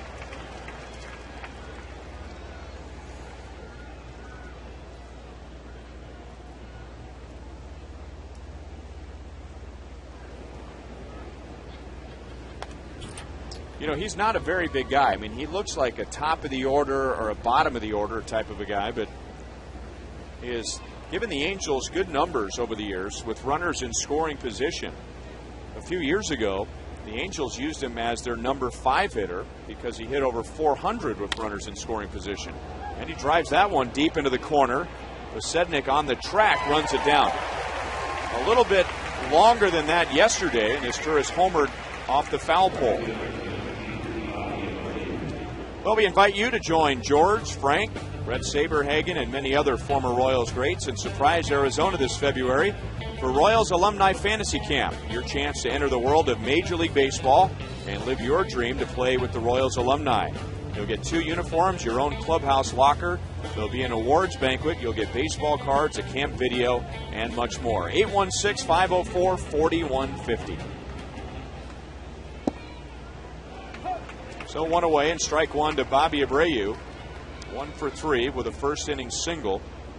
He has hit in 7 straight games.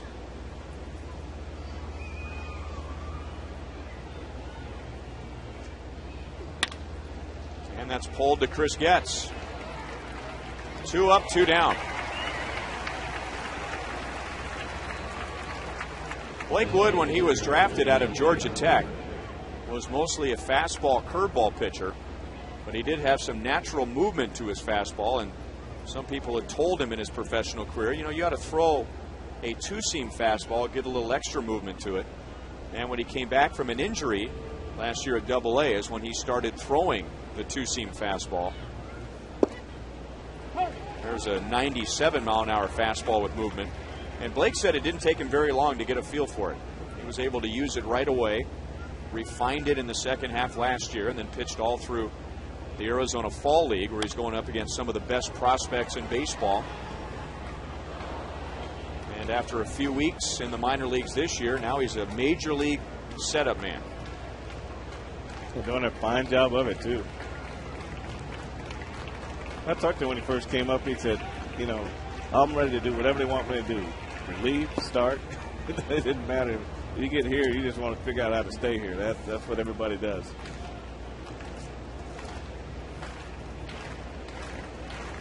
Torrey Hunter 1 for 3.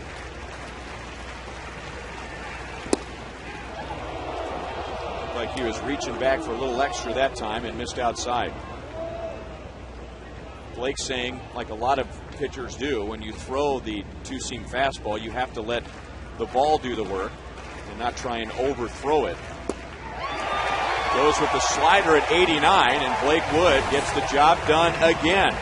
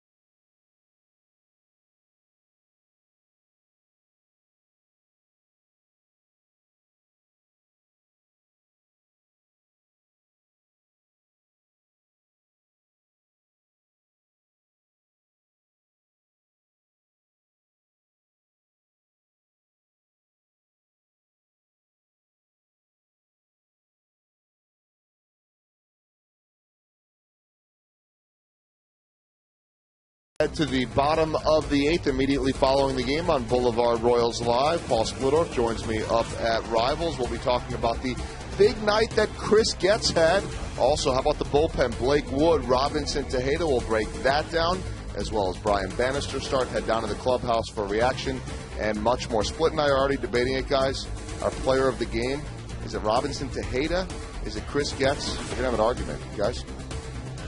How about David DeJesus? That was going to be my next. Yeah. Don't leave him out, guys. Hit hard to left. That gets Rivera turned around, but he recovers and runs it down. David is 2 for 4, and the reason why he can be the player of the game because he is the Chevrolet play of the game. I tell you, Ryan, when he hit this ball so hard, Torrey Hunter didn't have a chance to move, and this ends up being a triple over his head in center field and put 2 runs ahead. That scored 2 runs, and that put the Royals up by 2. A big hit in this ball game.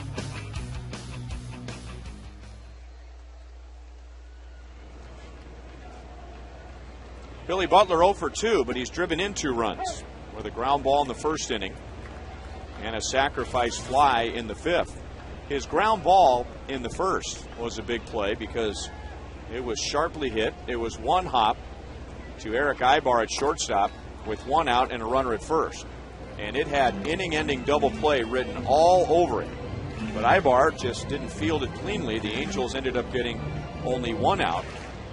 And I said there's a runner first. There's runners at first and third. So Jason Kendall was able to come down from third. And that was the first run of the game. And since you can't assume a double play, it doesn't go down as an error. But it certainly is a run. I'm sure the Angels feel like they gave to the Royals. Got Billy reaching. His Turris has to come way in and makes a good throw over to Quinlan. I think it's one of those things where the manager will assume a double play, even though the official score may not. So Billy gets out in front and rolls over this, and his Turris makes a great play, barehanding this ball to get Billy. You don't get 1 shot when you take it this way, and the ball's got to be just perfect in your hand to make that throw.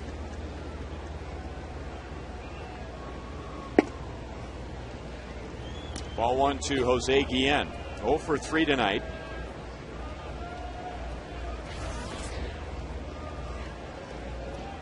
Jose now 1 for his last 19. So he checks in at 246 with 2 outs in the 8th inning.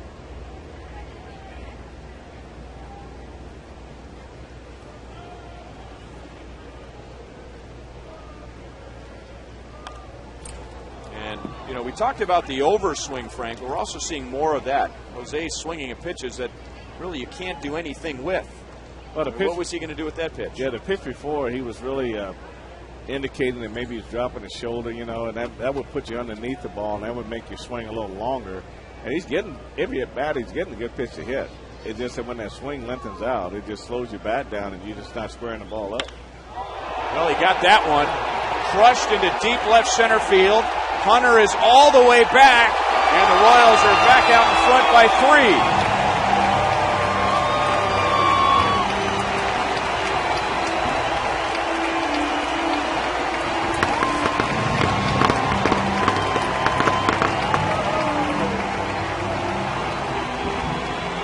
Those last 2 pitches, way up and in, nothing he could do with it, and then he got a hittable one, and that ball is wet. No one's going to get that one. He took a little off his fastball here. The ball ran right back into Jose, and he was able to get it extended on it, and there was no doubt about this one. See, there's 2 different swings on the 85, 86 mile-an-hour pitches than there is on the 90, 92 mile-an-hour pitches. But then he can take off from this at bat, then he can be hot for a whole week. So the Royals, with 2 runs in their previous 3 games, have come up with 6 runs, 10 hits tonight. 1 ball, 2 strikes to Callaspo. He has 1 of the 10 hits. And 4 hits in the first 2 games.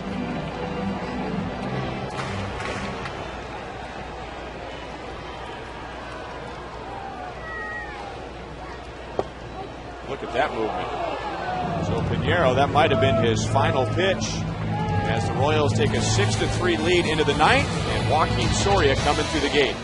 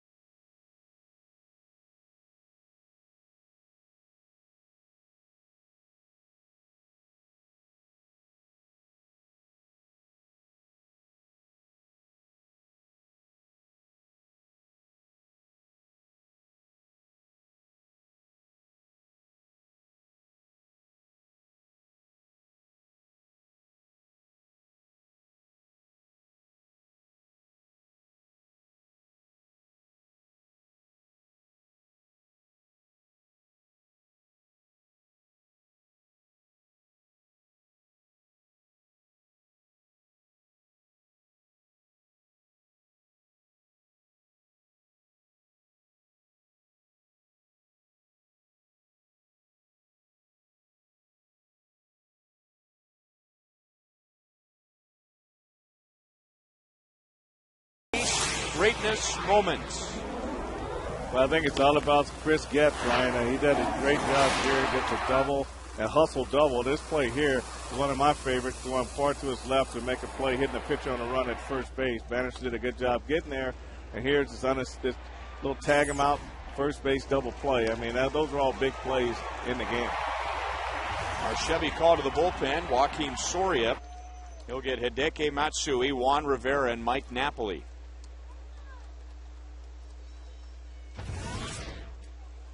One ball, one strike. Matsui has two doubles. He was 0 for 7 and batting .229 coming into tonight.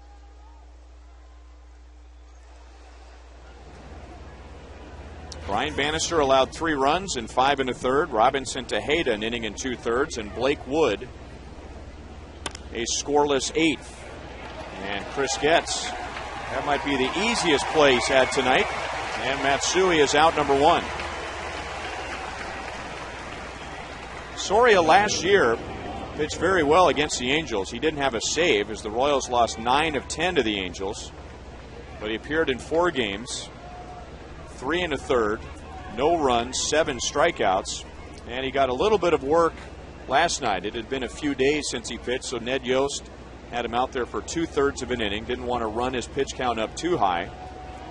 Just a tune-up so that he would be ready for tonight. And he's ahead of Juan Rivera.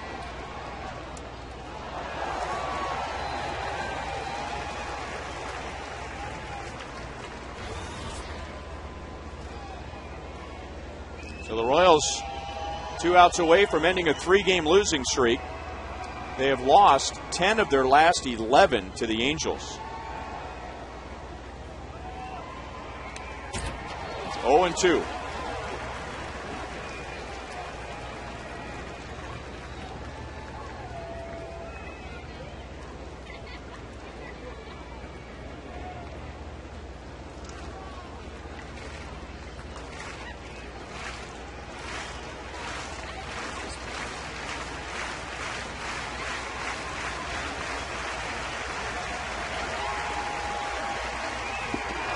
Got him swinging. The rainbow at 68 miles an hour. And he wanted that pitch. He shook off a couple of pitches before Kendall put down the 2. Well, I tell you, you can see Rivera's looking for anything except this pitch. He's looking for a fastball. See how big his eyes got? And this pitch just disappeared on him. That's a bad feeling. And now Mike Napoli, who is 0 for 3.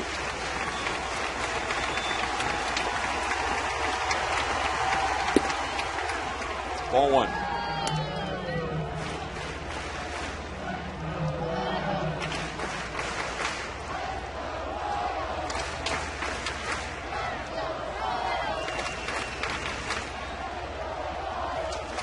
Napoli has faced Soria once, and he struck out. 1 ball, 1 strike. Well, the Royals trying to improve to 10-8 under Ned Yost and get moving back towards 500. The Royals at one point were 7 games below 500, and after losing 3 in a row, back to 10 below.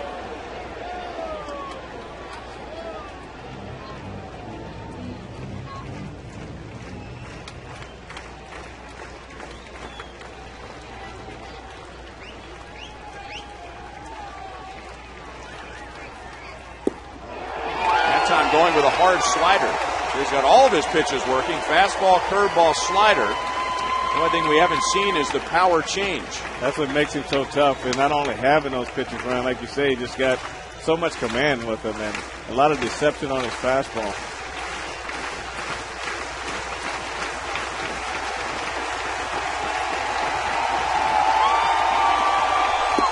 Fastball over the corner, and Mike Winters has been calling that all night. And the Royals take game 2 to even the series, 6-3.